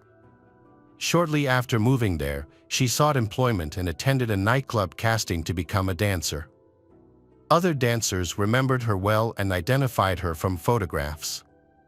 She was seen attending the casting alone, without Gabriel. However, after that, she did not appear. From the first time we met, everyone realized that she had a very bad personality. Detectives found that Elizabeth had tried to get jobs at 2 nightclubs at the same time. However, then, her actions became puzzling because she didn't start working at either place. Investigators tried to determine the last time she was with Gabriel before she called Logan to report the murder. From trip records, they learned that on December 27th, she bought a bus ticket traveling between states. Gabriel did not accompany her on this trip from San Antonio to Florida. The investigation brought them to Miami on December 29th, where Elizabeth was arrested at a motel. Investigators questioned her about Gabriel's whereabouts and interrogated her about messages and a call to Logan. She denied the accusations, claiming she only wanted to annoy and get back at he. She mentioned she was heading to San Antonio to meet a couple interested in adoption. This was actually about illegally handing over a child to strangers. She claimed that she spent 3 days with they to ensure they were suitable and capable of caring for Gabriel. On the 3rd day, they met at a park. She gave Gabriel to they and left to begin a new life. She couldn't recall their names or contact details. But after some thought, she mentioned that the woman might be named Cheryl. It all sounds unreasonable, and the most confusing thing is that Elizabeth decided to leave Gabriel with a stranger, while Logan wanted to take care of the boy himself. Why is it necessary to separate the child from the father and find another family to raise the boy? That is illegal. Elizabeth had no answers to these questions. Law enforcement officers searched the San Antonio landfill using specially trained dogs, as there was a chance that the tip given to Logan was true. However, Gabriel's body was not found there. Then, authorities focused their attention on a family suspected of illegally adopting Gabriel. For Logan, this lead was his last hope of finding his son alive. Logan recalled a similar incident 6 months earlier. On that occasion, she went to the airport with Gabriel, seemingly planning to start a new life. Luckily, she didn't make it to the plane and was arrested by the police for trying to kidnap Gabriel. Elizabeth recounted that she cried a lot at the airport. And then, she met a 40-year-old woman named Tammy Smith.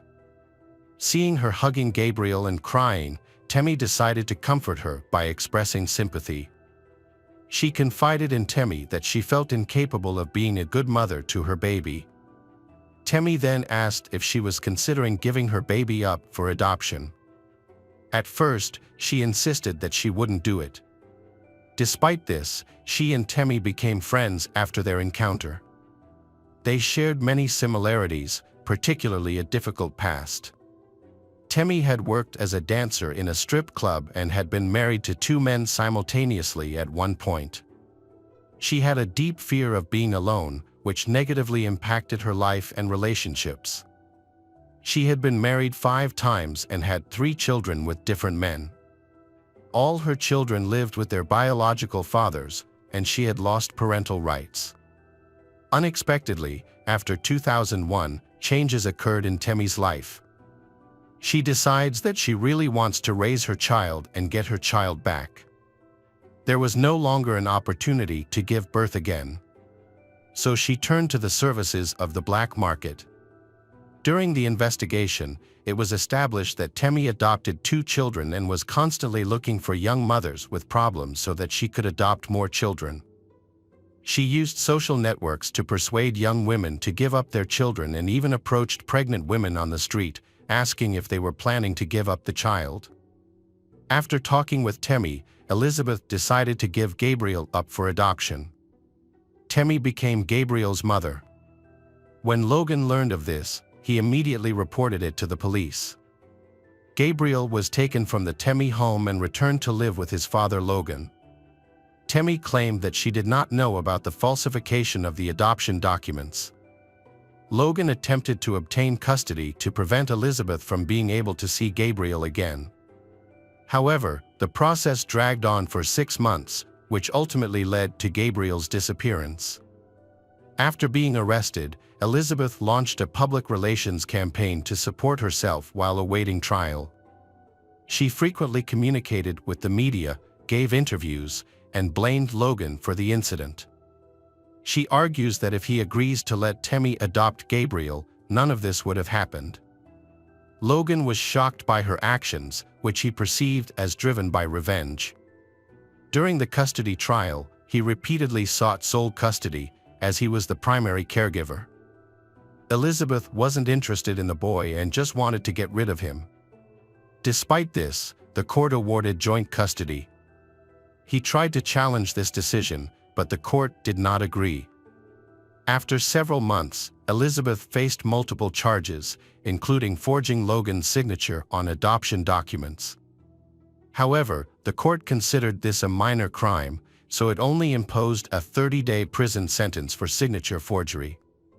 During this time, the custody trial concluded. He was given full custody of Gabriel, but he still has no idea where the boy is. Investigators found no evidence of a crime, such as blood stains on the car, and did not find Gabriel's body. So they began to suspect that there might be a black market in child trafficking involved. This theory seemed plausible, since San Antonio is statistically a hub for black markets. Elizabeth had been in the city for some time, so it is likely that she had contact with organizations involved in child trafficking.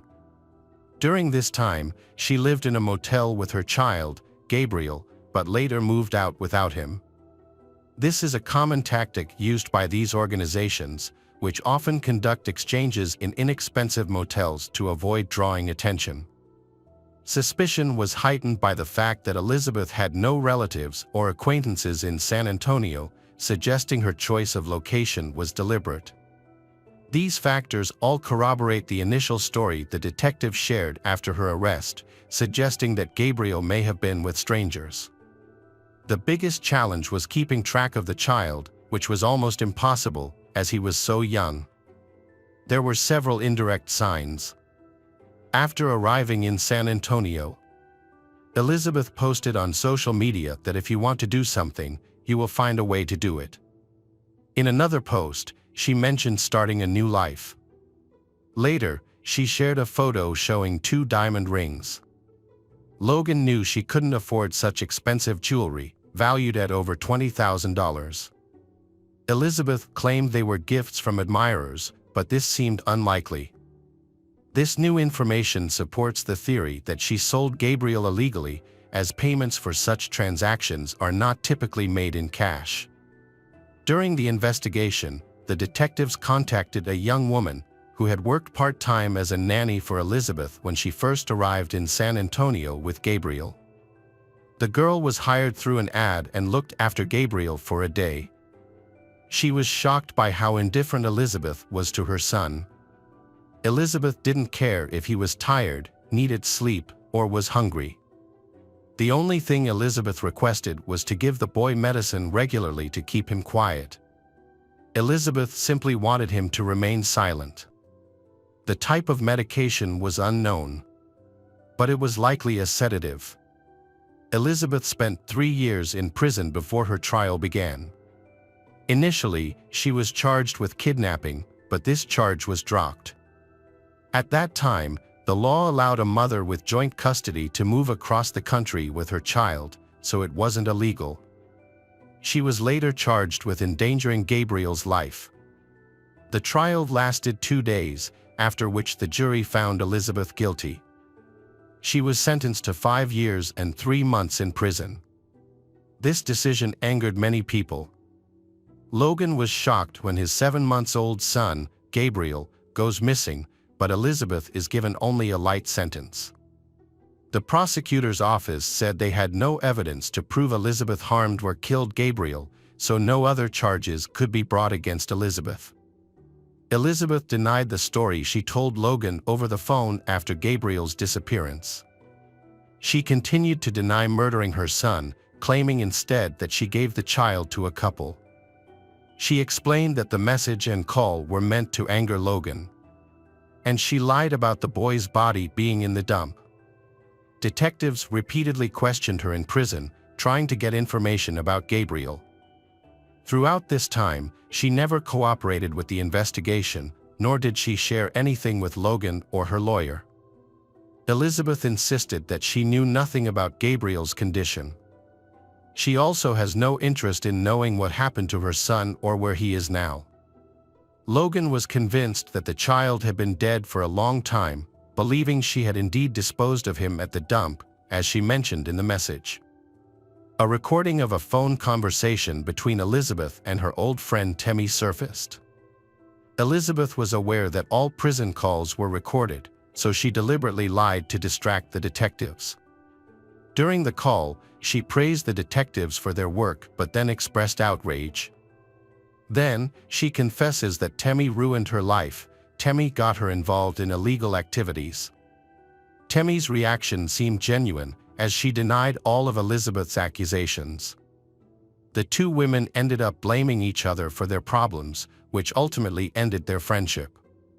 It remains unclear who was lying during the call.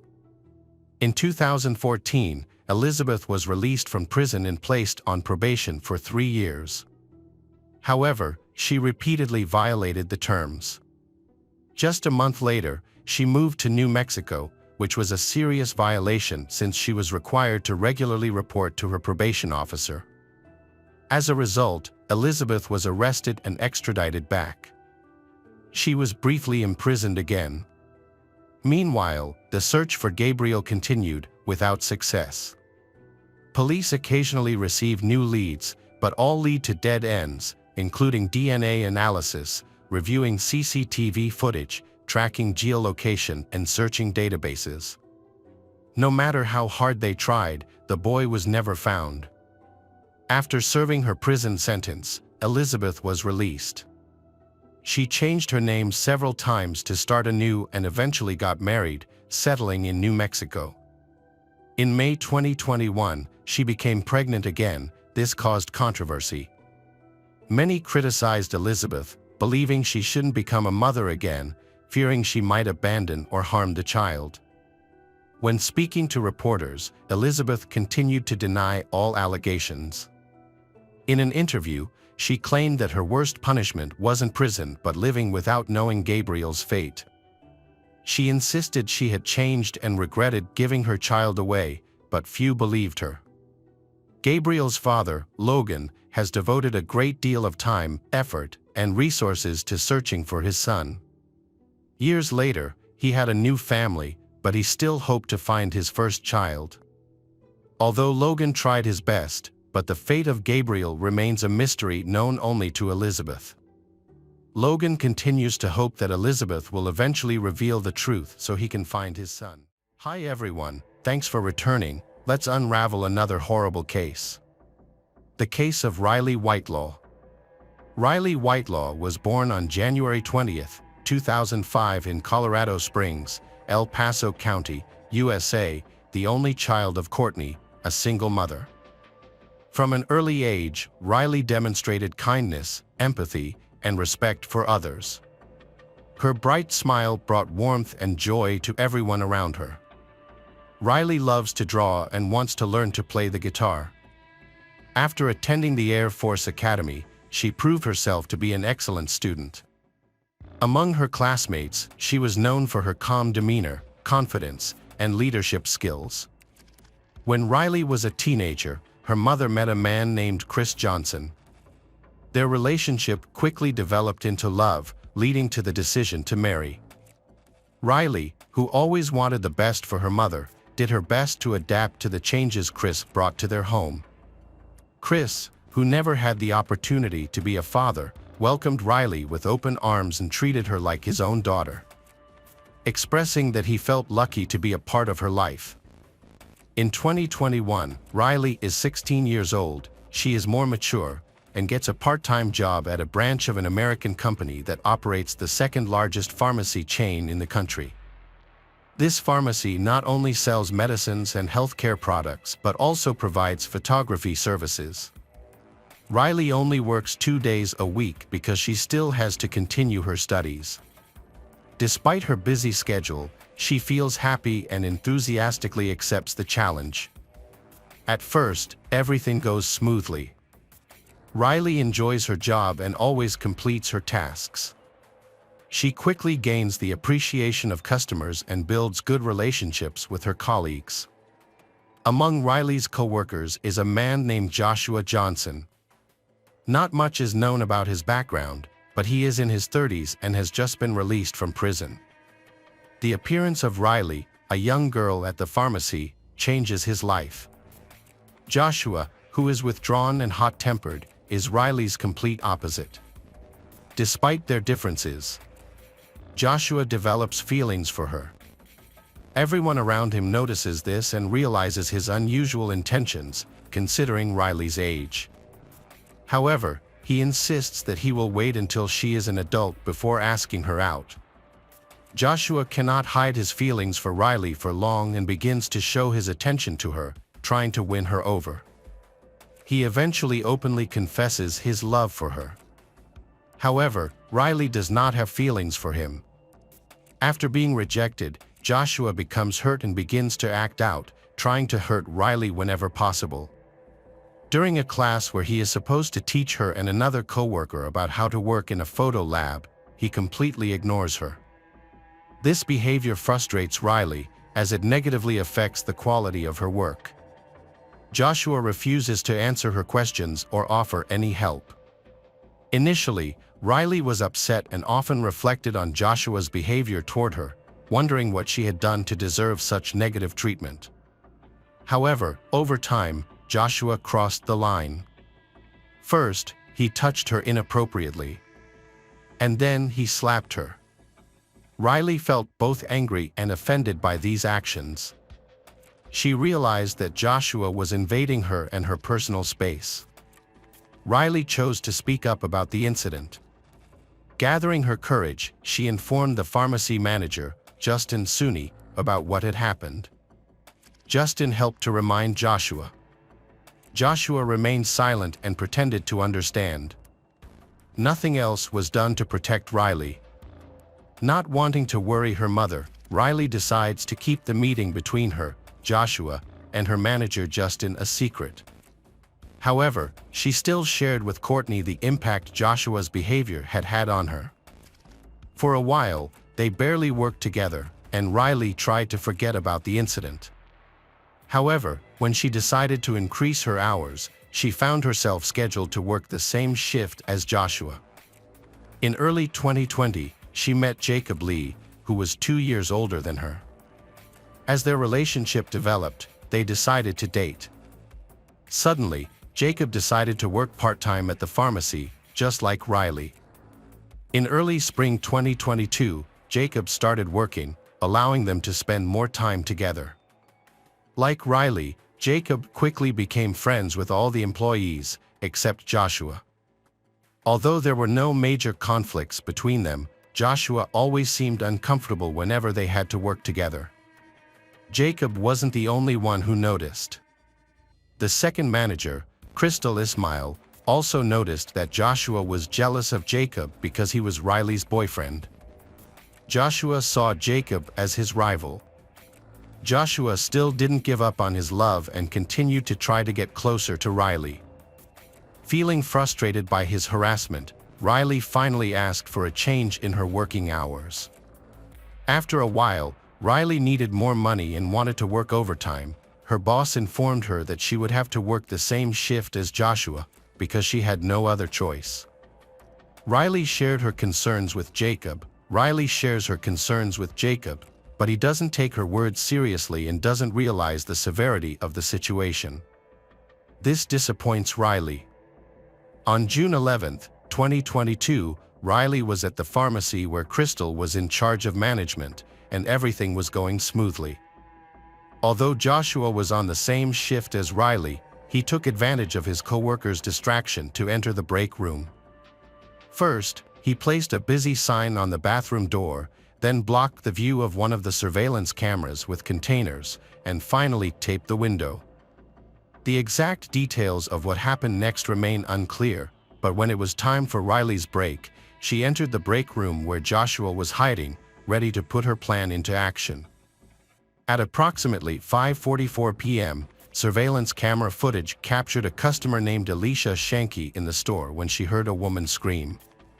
Seconds later, she heard the door close, but Alicia ignored it. She made her purchase and left the store. Meanwhile, in the break room, Joshua attacked Riley with a knife, and the attack was both quick and brutal, and Riley died instantly. Crystal, the store manager, becomes concerned when Riley does not return to work after her break and becomes even more suspicious when she notices that Joshua is also missing. She quickly goes outside the door where the trash can is.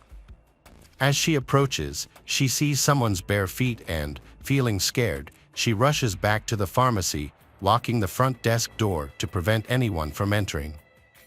This allows Joshua to dispose of Riley's blood-stained items in the trash without being seen. He then returns home. A few minutes later, Crystal mustered up the courage and went outside again, but the person was gone. Unable to find Riley, she decided to contact the manager, Justin. She also called Jacob, but he had no information on Riley's location. Justin then went to the pharmacy to investigate the situation. It was a little after 6 p.m. when he arrived. When he arrived, he quickly began reviewing the surveillance camera footage and saw Riley walking towards the break room. In an earlier recording, he noticed Joshua stacking boxes and containers to block the camera's view. Justin walked into the break room, quickly opened the door, and turned on the lights. He was horrified to see blood everywhere. And in the corner of the room, he found Riley's body. Shocked, Justin called the police at 6:05 p.m. 10 minutes later. Officers arrived at the pharmacy, where they discovered Riley's body. She was found on the floor with her badge and headphones nearby. In addition to the severe neck injury, she had suffered several other injuries. Alicia, a customer at the pharmacy during the day, passed by the scene that evening and noticed police and patrol cars. She stopped to report the screams she had heard earlier. Police officers Steve Alonso and Mike Lee began their investigation. Meanwhile, someone informed Riley's mother, Courtney, of the tragic news. The distraught mother rushed to the pharmacy and was stunned when she arrived at the crime scene. When asked by police if she knew anyone who Riley's enemies were or who might have committed such an act, Courtney did not remember Joshua. She believed her daughter was the victim of a robbery and did not know that her daughter was actually murdered by a coworker. Police collected evidence at the crime scene and sent the body for forensic examination. The Riley had 42 stab wounds, and there were similar injuries on her hands, suggesting she attempted to defend herself. Experts concluded that she died from a lack of oxygen. Joshua fled the city early in the morning but was stopped by a patrol officer as he headed toward the New Mexico border. The officer was unaware of his actions and arrested him based solely on his appearance, as his face was covered in cuts, scrapes, and bruises. When asked about his injuries, Joshua claimed that he had been attacked in a store in Colorado Springs. However, when the patrol officer contacted Colorado Springs police, they discovered that Joshua was actually the suspect in Riley's murder and not the victim. Afterwards, he was arrested and brought back to the city. Currently, the pharmacy's representatives are not making any statements to the media. Police have denied permission to share information that might disrupt the ongoing investigation. The pharmacy has closed its doors and is no longer serving customers. Nearby, the community has set up a makeshift memorial for Riley, adorning it with numerous flowers, letters, and gifts from those who are grieving. Joshua admitted during his initial police interview that he was in love with Riley.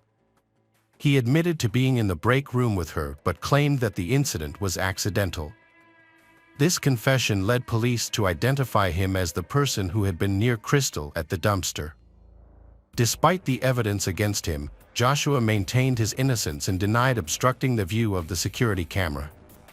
Police later discovered his DNA on the murder weapon. After obtaining a court warrant to search his home, they found a black hoodie with blood and traces of DNA belonging to Riley. Joshua was charged with first-degree murder and held without bail in El Paso County, with his trial scheduled for June 2022. Riley's funeral was held on June 23, 2022. Her mother received many letters of support from classmates, pharmacy customers, and others. On November 15, 2022, Joshua pleaded not guilty to all charges at his preliminary hearing. The trial was originally scheduled to begin on March 6, 2023, but the defense requested additional time to prepare and requested that Joshua undergo a mental health evaluation to determine whether he was competent to stand trial. As a result, the trial was postponed. The evaluation later determined that Joshua was sane. He remains in custody at the El Paso County Jail, with bail set at $10 million. In late September 2023, after all attempts to postpone the trial, Joshua finally appeared in court and faced Riley's relatives. On the first day of the trial, the prosecutor explained to the jury that Joshua and Riley both worked at a pharmacy and detailed the events that took place there. The defense maintained that Joshua happened to be at the crime scene. They presented that Joshua entered the break room and found Riley lying on the floor. At that point, he was attacked by an unknown assailant, causing him to flee for safety, despite feeling guilty for leaving Riley behind. However, witness testimonies have made it clear that Joshua's account is incorrect. One of the longest testimonies came from Justin, who discovered the body and was the pharmacy manager that first contacted the police. The prosecutor's office also called Riley's mother, Courtney, to testify. She shared insights about her daughter, describing her as someone who loved to help others. Courtney mentioned that Riley had expressed concerns about Joshua's behavior on several occasions. She recalled one incident when Riley was working with Joshua in the photo services area where he touched her inappropriately. This led Riley to speak with her supervisors, resulting in her being allowed to change her work schedule. In October 2023, after arguments from both the prosecution and defense had concluded, after an hour of deliberations, the jury reached a verdict. Joshua Johnson was convicted of first-degree murder. The judge expressed gratitude to everyone who contributed to achieving justice, especially the Colorado Springs police. After the trial, some expressed their anger toward Joshua, while others chose to remember Riley as a kind, young girl who tragically lost her life because of his actions. On the podium in the auditorium, there were 3 items: an empty vase, a bag containing 42 purple stones, and a small bouquet of sunflowers. Riley's loved ones had brought these items on purpose. The stones represented the number of wounds Riley had suffered. Each person giving a speech took a handful of stones and put them in a vase. The 9th and final speaker was her mother, Courtney. She wore a jacket with the insignia of the National Guard, where her daughter served. Despite her deep grief, Courtney spoke very strongly that she would not let Joshua, whom she called a monster, take away her love for her late daughter. People admired her for this, considering it her greatest strength. She emphasized that her daughter was never afraid to express her opinion when things were not going well and always confidently led others. At the end of her speech, Courtney placed the sunflowers in a vase containing 42 purple stones before returning to her seat. At the end of the hearing, Joshua Johnson was sentenced to life in prison. Courtney established a memorial fund in Riley's name, which provides scholarships to high school graduates. In the future, Courtney plans to organize charity events that she believes Riley would have enjoyed, including art nights, exhibitions, and running. Hi everyone, thanks for returning. Let's unravel another horrible case. The case of Sisette Abigail. Sisette Abigail was born in 1996 in Mexico. At 21, she met Luis Alfonso Alvarez Lopez, a 31-year-old man, also from Mexico.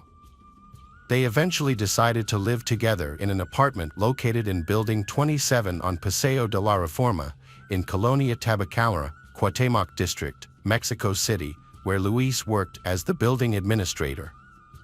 Luis is a con artist, especially targeting women. He used deception to manipulate women into giving him money. While some considered him attractive, his true skill lay in his ability to manipulate others. He often fabricated tragic stories about his family to gain sympathy and achieve his goals. In one case, he swindled about $6,000 from a young woman by claiming his brother had been kidnapped by a group. In another instance, he convinced a girlfriend that he wanted to marry her and asked for money to buy an apartment where they would live together. However, he never purchased the apartment, disappeared with her savings, and the wedding never occurred, despite her having an engagement ring. Luis pulled off one of the most daring scams by faking his own death 3 times, earning him the nickname the Lord of Swindles. These incidents took place in 2016. The first incident occurred on May 19, when he circulated his photo, shows that he was one of the victims of the Egyptair Flight 804 crash. The second fake death happened on June 12, during the Pulse nightclub shooting in Orlando, Florida.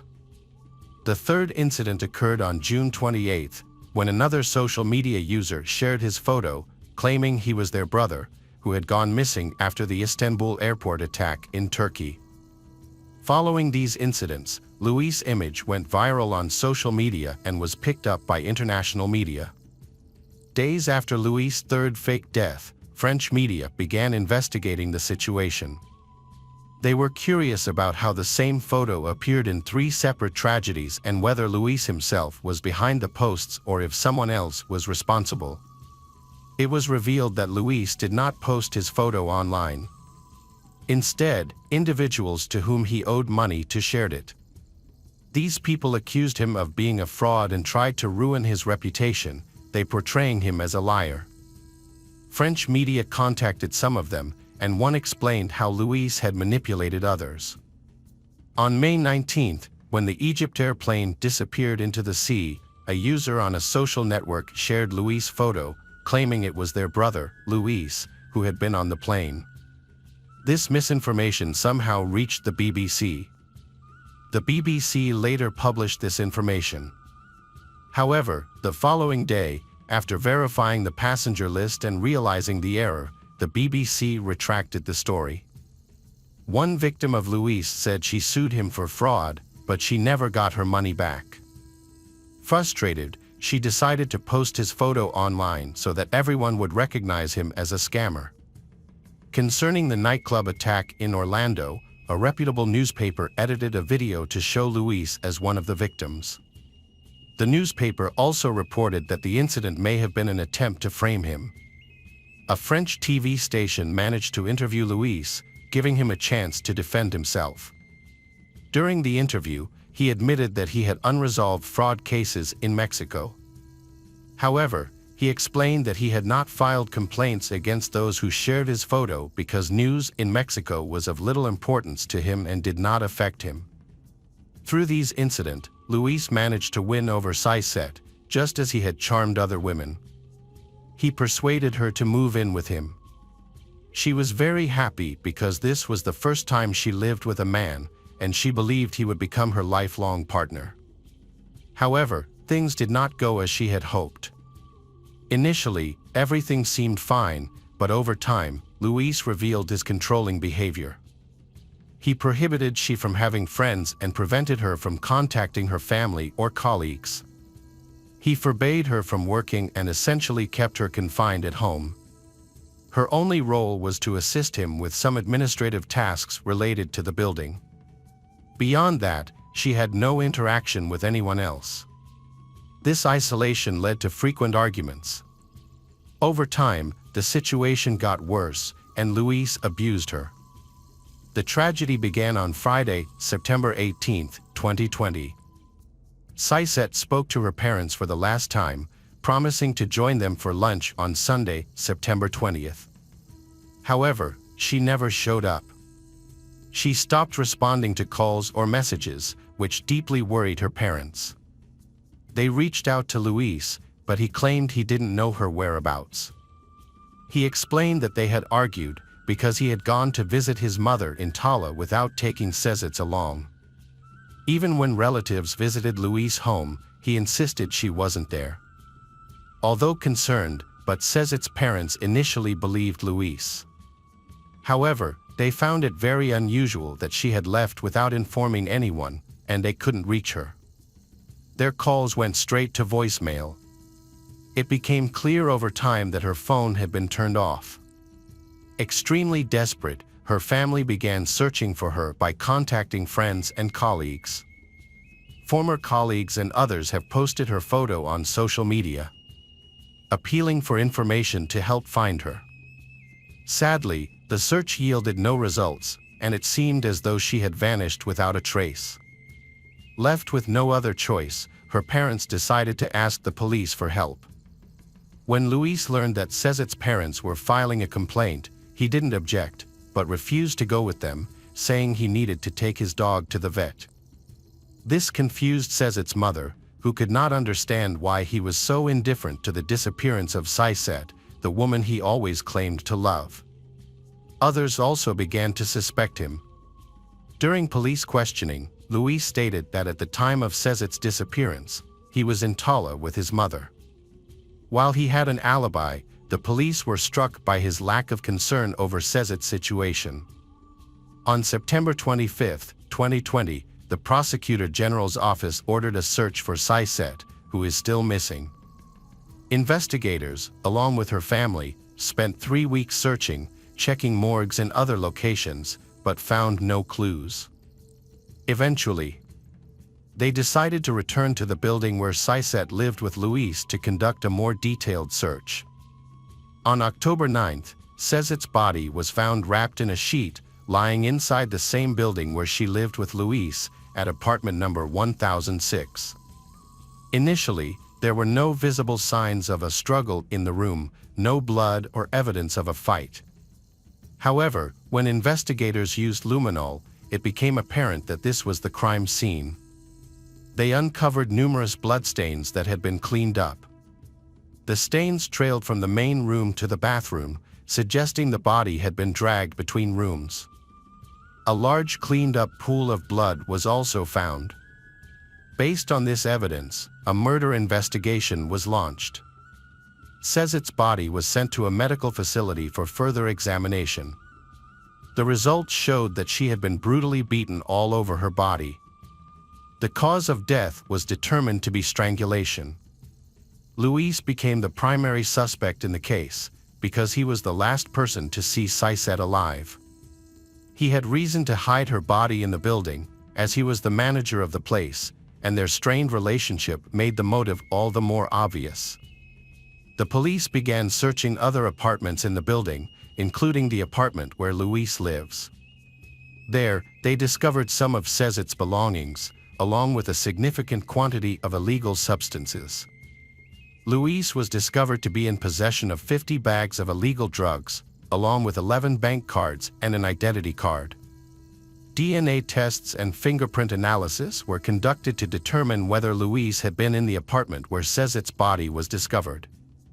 DNA analysis from the crime scene confirmed traces of both Luis and Sezit, and his fingerprints were also found on her body. Investigation agency in Mexico City have issued an arrest warrant for Luis. At that time, he was in prison for possession of illegal drugs. During a hearing for the drug charges, Judge Landarange granted Luis conditional release, requiring him to post bail and report every 15 days. However, during the same hearing, the Bureau of Investigation issued a warrant for his arrest for Sezit's murder. Judge Hector Fernando Rojo San Pacheco issued the warrant, and Luis was arrested again.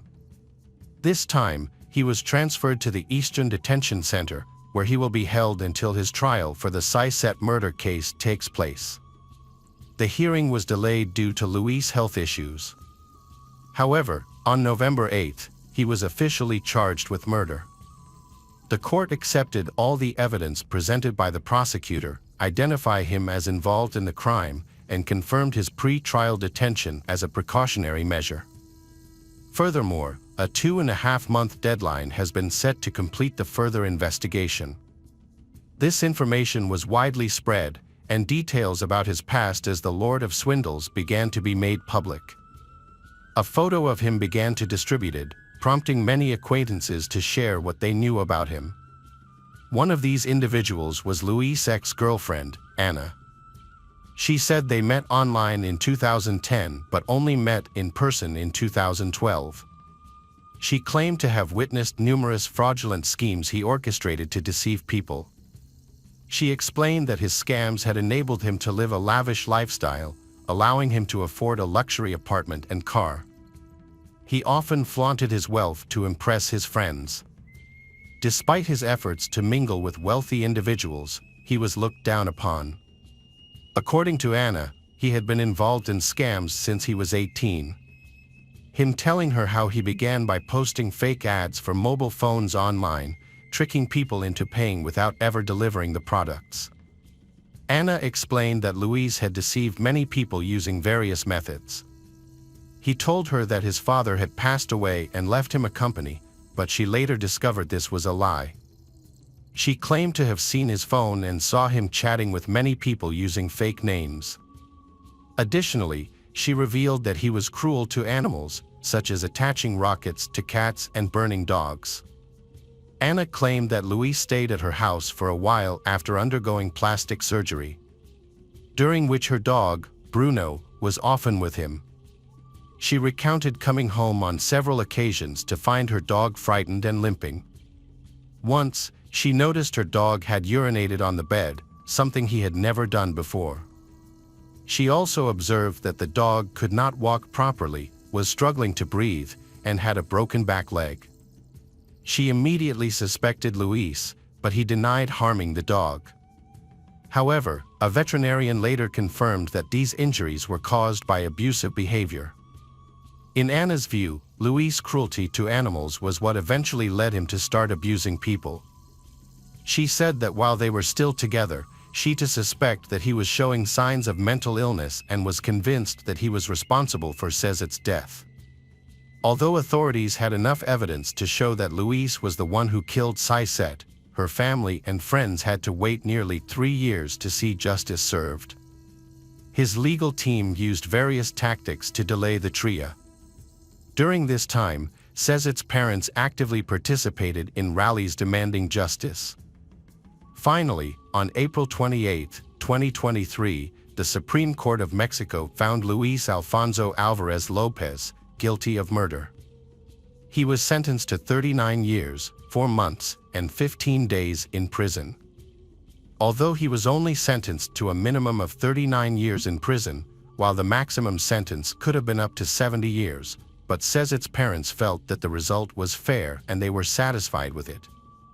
Finally, after a long process, justice has been served. Luis is now in prison. This can be considered the best outcome, considering the dangers he has caused to society. Hello friends, welcome to our channel. Today we're going to take a look at another horrible case with you. The case of Laura Conley. On March 15, 1978, in the United States, a girl named Laura was born. She was the third child of Carlene and James. Laura is very close to her sisters, and her parents always love and care for their children with all their heart. However, everything changed when Carlene and James divorced. At that time, Laura was still a teenager, and her parents' divorce affected her very much. During her difficult times, she turned to alcohol and then became addicted to psychotropic substances. Her mother, Carlene, believed these issues stemmed from the divorce and blamed herself for her struggles. Carlene was born on June 13, 1945, in Virginia. Her 3 daughters are always her #1 priority, and she feels responsible for everything that happens to them. She feels guilty because her divorce has affected Laura, her youngest daughter. This guilt causes she to seek to justify Laura's actions. As a mother, she was always supportive and tried to help Laura through her challenges. However, other family members and acquaintances often found Laura irritable and always wanting attention. Even though 20 years have passed since Laura's parents divorced, when her 2 older sisters were married and living on their own, she continued to live in the family home. She was unemployed and continued to demand attention from her mother, Carlene. At one point, Laura has a boyfriend, and he moves in with her and her mother, Carlene.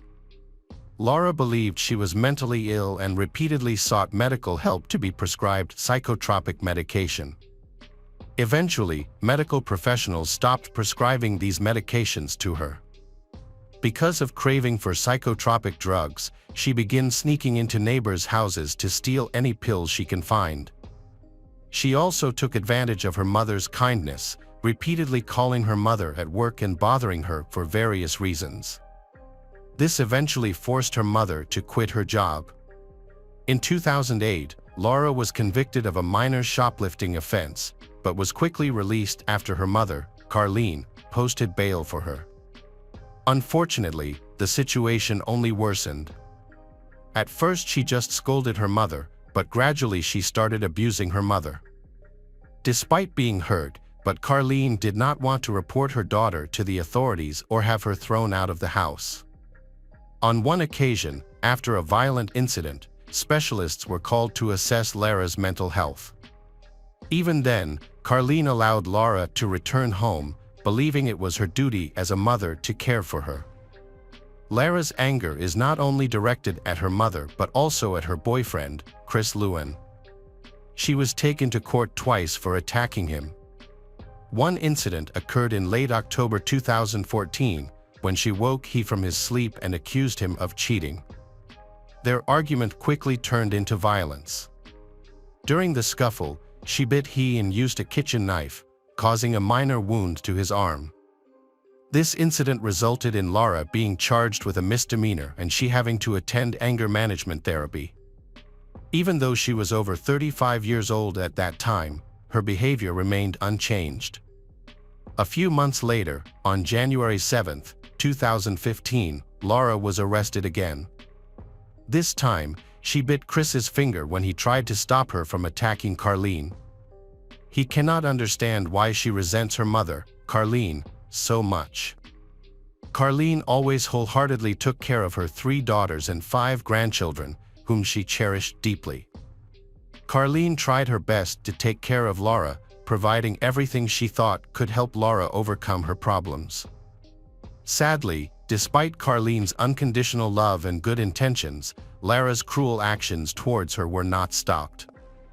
On March 14, 2015, Laura called 911 to report an incident at her mother Carlene's home.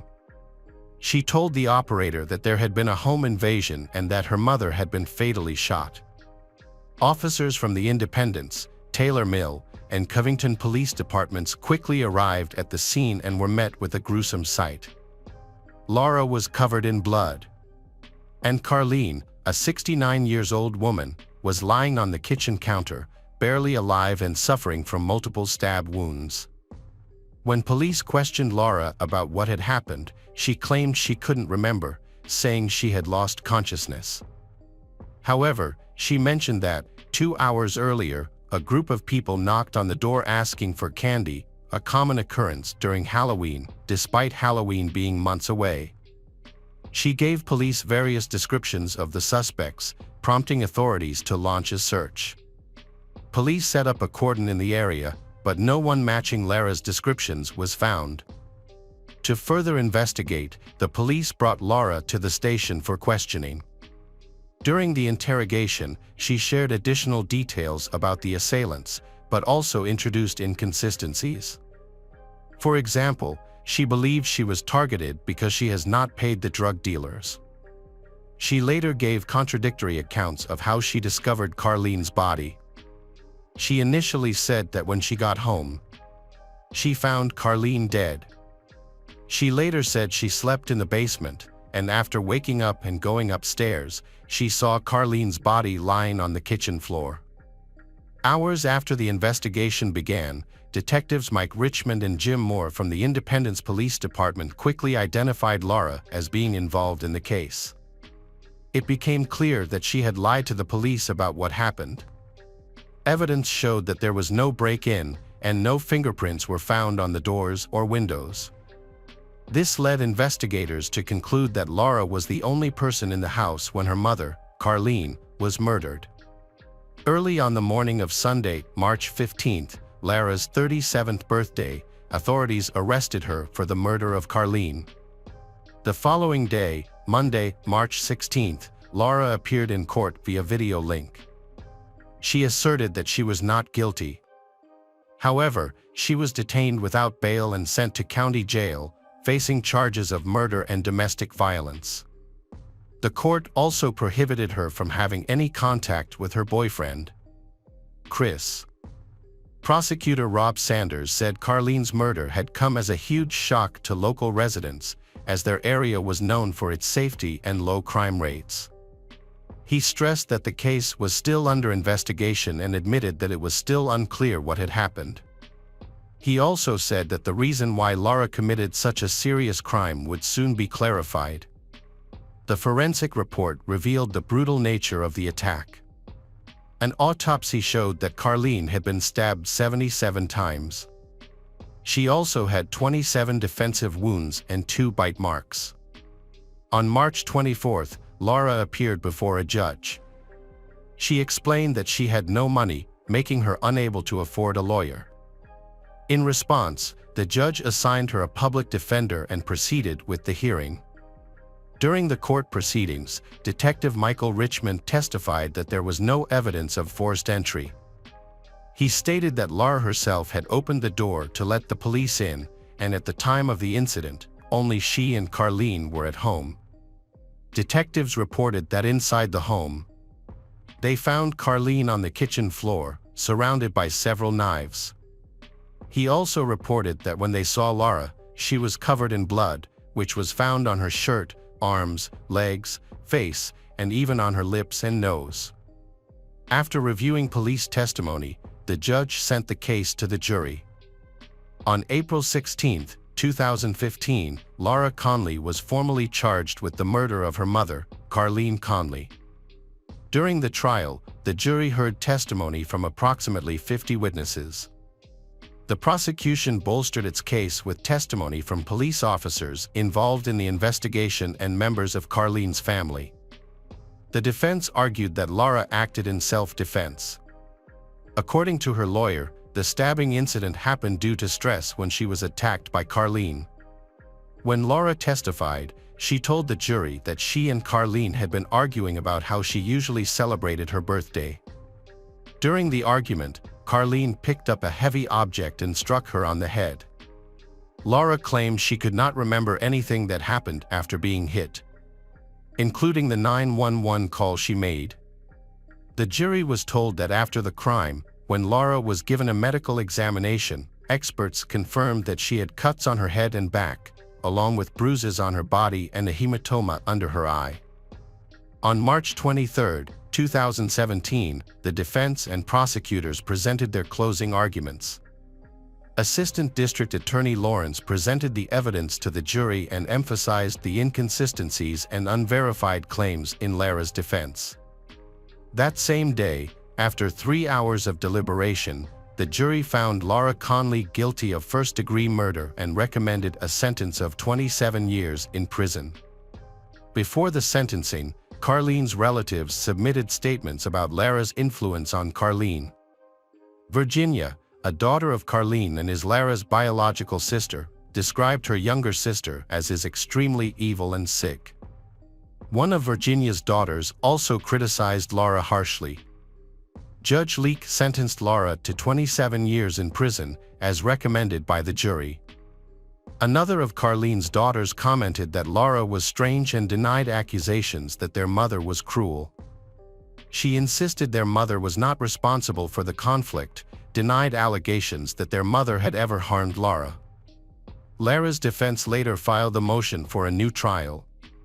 Lawyers argued that the sentence was invalid because Laura was not given the funds to hire a psychologist who could assess and confirm her mental health conditions, which included issues such as bipolar disorder, depression, anxiety, and panic attacks.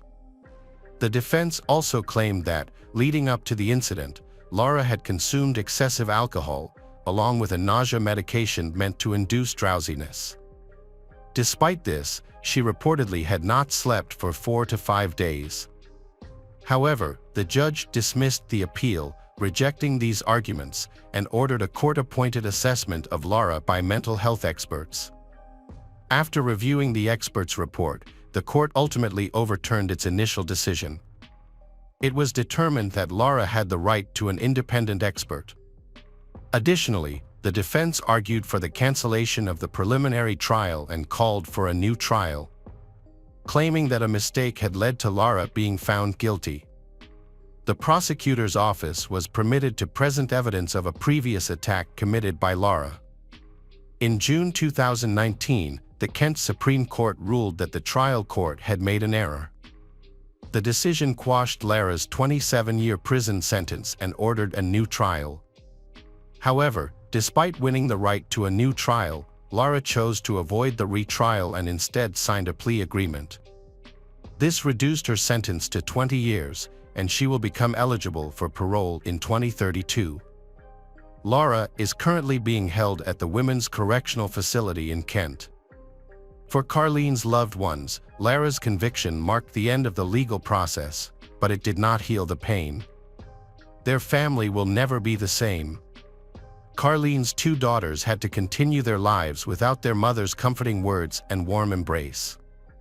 The fact that a family member was responsible for Carlene's tragic death makes this story even more heartbreaking. Laura killed her own mother and has shown no remorse for her actions. Hello again, true crime fans. We've got another mysterious case to explore. The case of Tiffany Maher. Tiffany Maher was born on April 29, 1973, in Tulsa, Oklahoma. Her father was a college professor, and her mother, a Harvard graduate, eventually became a housewife. They had high expectations for Tiffany, Her parents set a goal for her to earn a college degree, and they worked hard to support her. Tiffany had a high IQ, and her family created a nurturing environment focused on education. As a result, she entered university, fulfilling her parents' dream for her. Tiffany has a sociable and humorous personality. She is very intelligent and friendly. Tiffany is not interested in romantic relationships. She focuses on her studies, which she enjoys very much. She feels that she has the ability to achieve great things with her intelligence, so she has chosen to postpone looking for a life partner. Tiffany is 40 years old and lives in the small town of Tulsa, Oklahoma. Although intelligent and educated, she is still single and is looking for her soulmate. She has a deep affection for animals, so her friends gave her 2 cats. The cats have become an important part of Tiffany's life. She loves them dearly and treats them as if they were her own children. During this time, Tiffany served as an associate professor in the chemistry department at Northeastern State University. She was well known for her sociable and friendly nature, easily connecting with everyone. Her lectures were not only informative, but also engaging, featuring a mix of stories and jokes that kept students entertained. Her cheerful personality made her beloved by everyone in her circle. Outside of work, Tiffany enjoyed crocheting and going to karaoke with friends. She was comfortable being alone and dedicated herself to her work, becoming one of the university's leading specialists, which was greatly appreciated. Tiffany often expressed that her job brought her happiness and allowed her to grow in her field. While many of her peers were focused on starting families and having children, she concentrated on education and expanding her knowledge. The situation changed as she got older. She wanted to find a partner to help her through the tough times. To achieve this, she created a profile on a dating website, hoping to meet the person she had always secretly dreamed of. On May 31, 2013, Tiffany's best friend, Sarah, received an unexpected text message from a staff member at the university where Tiffany worked. Tiffany was scheduled to give a presentation that day, but she did not show up, which was unusual for such a responsible person. Regardless of the circumstances, she always arrived early and prepared thoroughly, so her absence was very worrying. When the head of the educational institution spoke with other teachers, it became clear that Tiffany had not appeared in the department for several days. This aroused suspicion and caused anxiety. Sarah was really worried about her friend. She tried to contact Tiffany, but couldn't get through. For days, Tiffany ignored both calls and texts. Sarah had a feeling that something was wrong, but she tried to push those worrying thoughts away. When Sarah arrived at Tiffany's house, she immediately noticed something unusual. There was a black stain, like soot, on one of the second-story windows. Tiffany's car was missing from the driveway, which was unusual because she always parked there when she came home. Sarah also noticed that a small window, which Tiffany usually left open for her cats to come and go freely, was closed. Curious, Sarah went to the window to look inside and was devastated to see Tiffany's cat lying motionless on the floor. The situation was becoming increasingly alarming. Sarah decided not to go in, stayed outside, and called the police. She called 911 and explained what she had discovered, asking them to check on Tiffany. When police arrived at the scene, they found the main door of the house unlocked, allowing them easy access inside. Inside, they witnessed a horrific scene. There were many small fires in the house that had gone out. In the bedroom, they discovered Tiffany's body lying on the bed. Surprisingly, other than her burned legs, there were no visible injuries on Tiffany's body, and there were no defensive wounds on her hands or anywhere else on her body. After investigating the crime scene, the police determined that the fire originated in the living room and bedroom on the first floor. An object was placed under the sofa, but it did not catch fire, so the fire went out. A similar incident occurred in the bedroom, where the bottom of the bed was burned. The police who arrived at the scene discovered that several items were missing from Tiffany's home, including a laptop, a cell phone, a TV, a karaoke machine, and a car. The police concluded that this was likely a robbery. In addition, there are concerns that Tiffany may have been sexually assaulted. Suspicious marks on her underwear raise suspicion. All of these details will be collected for testing. A citywide alert was issued to begin searching for Tiffany's car, a 2011 red Ford Fiesta. Forensic experts quickly collected evidence at the crime scene, while police interviewed neighbors and people close to Tiffany. Since there were no signs of forced entry, it is believed that Tiffany knew the attacker and let him into her home willingly. Police first spoke with Tiffany's mother, Maria. She reported that she last saw her daughter on May 26, just 5 days before Tiffany was found. Maria and some relatives had attended a basketball game that day and had a good time together.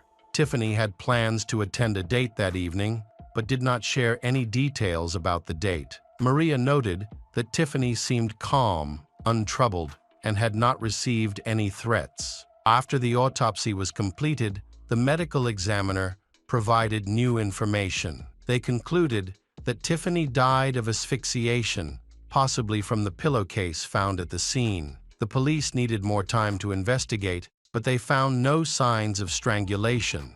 Forensic experts also ruled out the possibility of death from fire because there was no smoke in Tiffany's lungs, suggesting she died before the fire broke out. It appears the killer set the fire to destroy evidence of the crime. The medical examiner estimated that Tiffany had been killed on May 26, 5 days before Sarah reported the incident to the police. The information Tiffany's mother provided about Tiffany's meeting on the day of her death seemed important. It was essential to find out who Tiffany was meeting with. The police needed to identify Tiffany's contacts and her method of communication.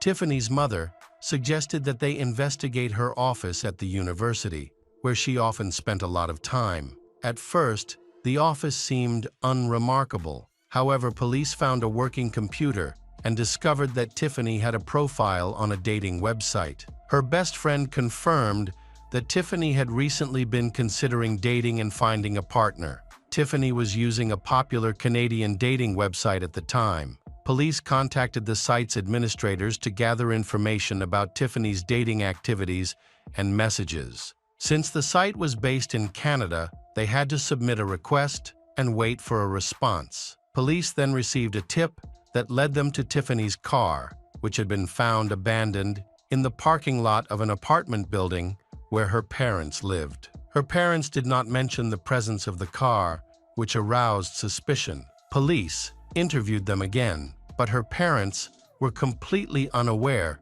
that their daughter's car was in the parking lot. After questioning, it became clear that her parents had nothing to do with the incident. It appeared that the criminal had intentionally left the stolen car near her parents' home to throw the investigation off track. The car was confiscated and sent for examination. Forensic experts examined it to find any signs of a potential thief. They discovered fingerprints on the steering wheel and DNA samples that did not belong to the Tiffany. The Canadian dating site's management has finally responded. They revealed that in early May, Tiffany created a profile and contacted multiple men at once. However, she mainly corresponded with one person. Unfortunately, this person did not provide his real name or surname. His account was Fander 1980. There were no photos or phone numbers associated with the account, which raised suspicion from the start. Sadly, the account was deactivated the same day her body was discovered. It is possible that this person was involved in the murder, but attempts to contact him have been unsuccessful. Police were able to access messages exchanged between Tiffany's account and a user named Fander 1980. Their conversations lasted for a long time and did not contain any flirtatious behavior. Police reviewed Tiffany's phone records and discovered that she was frequently communicating with someone although this person's name was not saved in her contacts. When they called the number, no one answered. However, after further analysis, they discovered that the phone number was registered to an account named Big Daddy on another website, which was the same person named Fander 1980. The criminal was registered at an address in Talos, but when police arrived, they found only an abandoned commercial building. It was clear that the suspect had made efforts to conceal his identity. When the police accessed Big Daddy's account, they discovered it had been deactivated on May 2, just 2 days after the Tiffany's death. Remarkably, just 3 minutes later, he registered again under a new name. Given that several items were stolen from the Tiffany's home around the same time, the police decided to check local pawn shops.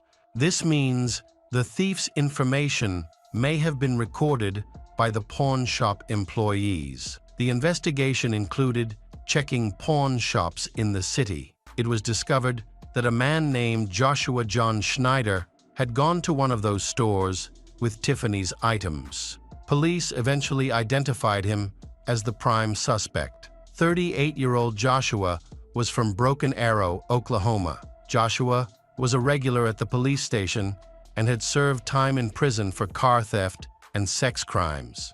He was convicted of rape in 1999. Joshua often used dating websites to find lonely women to rape. While Joshua was living with his girlfriend and their 2-year-old daughter, police tried to contact him at his home address, but he was not there and could not be reached. Police spoke to Joshua's mother, who said she did not know where her son was. On July 27, 2013, the police received a tip about Joshua's whereabouts from an anonymous person.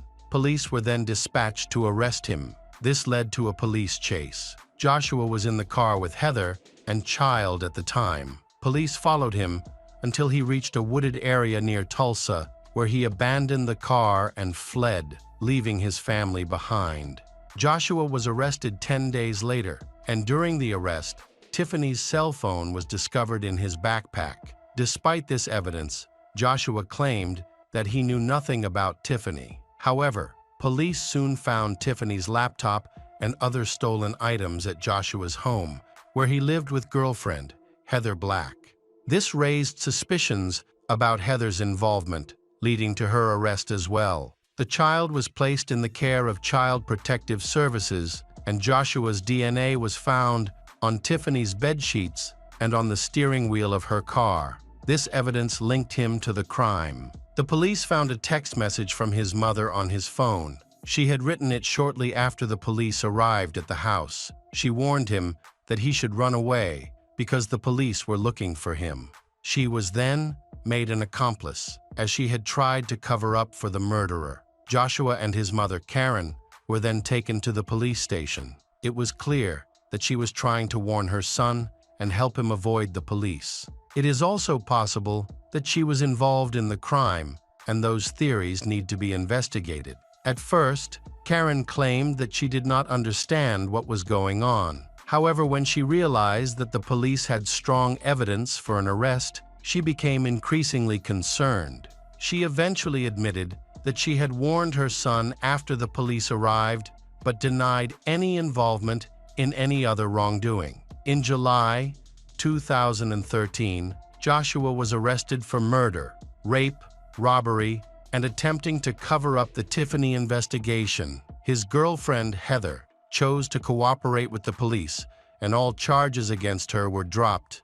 During the hearing, she confirmed that Joshua had confessed to Tiffany's murder and that he had tried to avoid the police, putting both her and her daughter in danger. Faced with overwhelming evidence, Joshua began to speak out. He claimed that his online relationship with Tiffany began as a simple flirtation, but they eventually decided to meet in person. On the day of their meeting, they had sex and then spent some time talking. When Joshua suddenly confessed that he was living with a girl and a child, Tiffany was furious. She then threatened to expose their relationship. This led to a fight. While trying to defend herself from Tiffany's attacks, he hit her, causing her to fall and become unconscious. There was also a fire, and he was not sure how it started. He claimed that when Joshua left the scene, Tiffany was dead. However, the prosecutor's office believed his entire story to be a lie and found it completely unbelievable. The prosecutor's office pieced together the facts of the case. On May 26, Tiffany attended a basketball game with her parents. That evening, she met Joshua at her home. When he arrived, Joshua overpowered her, attacked her, and then strangled her. He claimed that their encounter was consensual, but experts believe that was not the case. He decided to kill Tiffany and then steal her belongings. He then tried to burn the house down to destroy the evidence. However, he fled the scene before realizing that the arson had failed. It was clear that the fire was intentional. After leaving the crime scene, he stole Tiffany's car. He then used it to drive to Tiffany's parents' apartment complex. He left the car there to distract the investigation. Police discovered that some of the stolen items were sold by Joshua at pawn shops, while other items such as his phone and computer were left at his home, Joshua. The defense argued that Joshua had been abused by his father as a child, which had a negative impact on him. However, this claim is not convincing, given the horrific nature of the massacre. There is no way to justify such actions. Joshua was a danger to society and showed no remorse for his crimes. Throughout the trial, there was no sympathy for his. As a result, the jury found Joshua John Schneider guilty on all counts. He was sentenced to life in prison without the possibility of parole. Joshua was denied parole. He questioned the jury's ability to conduct a fair investigation and argued that Tiffany's death could have been an accident or manslaughter, since she had invited Joshua to her home. His attorney sought a retrial, believing that this would result in Joshua receiving a fair trial. The defense argued that Joshua's constitutional rights had been violated and that the investigation had been hasty in its conclusion. The defense argued that not all of the evidence from the investigation was presented to the jury. They pointed out that Joshua's girlfriend Heather was involved in the case. However, she was able to clear herself of any wrongdoing. Joshua is serving his sentence at the Davis Correctional Facility in Holdenville, Oklahoma. Despite this outcome, the lawyer continued to advocate for Joshua's case. He appealed to the jury's sympathy, highlighting that Joshua had a 2-year-old child who would be left without a parent. The defense maintained that Joshua was incapable of committing such a crime, arguing that he loved his son and did not want to return to prison and lose the chance to raise him. Once again, accusations were directed at Heather, but these efforts did not yield any changes in Joshua's sentence, which was ultimately upheld.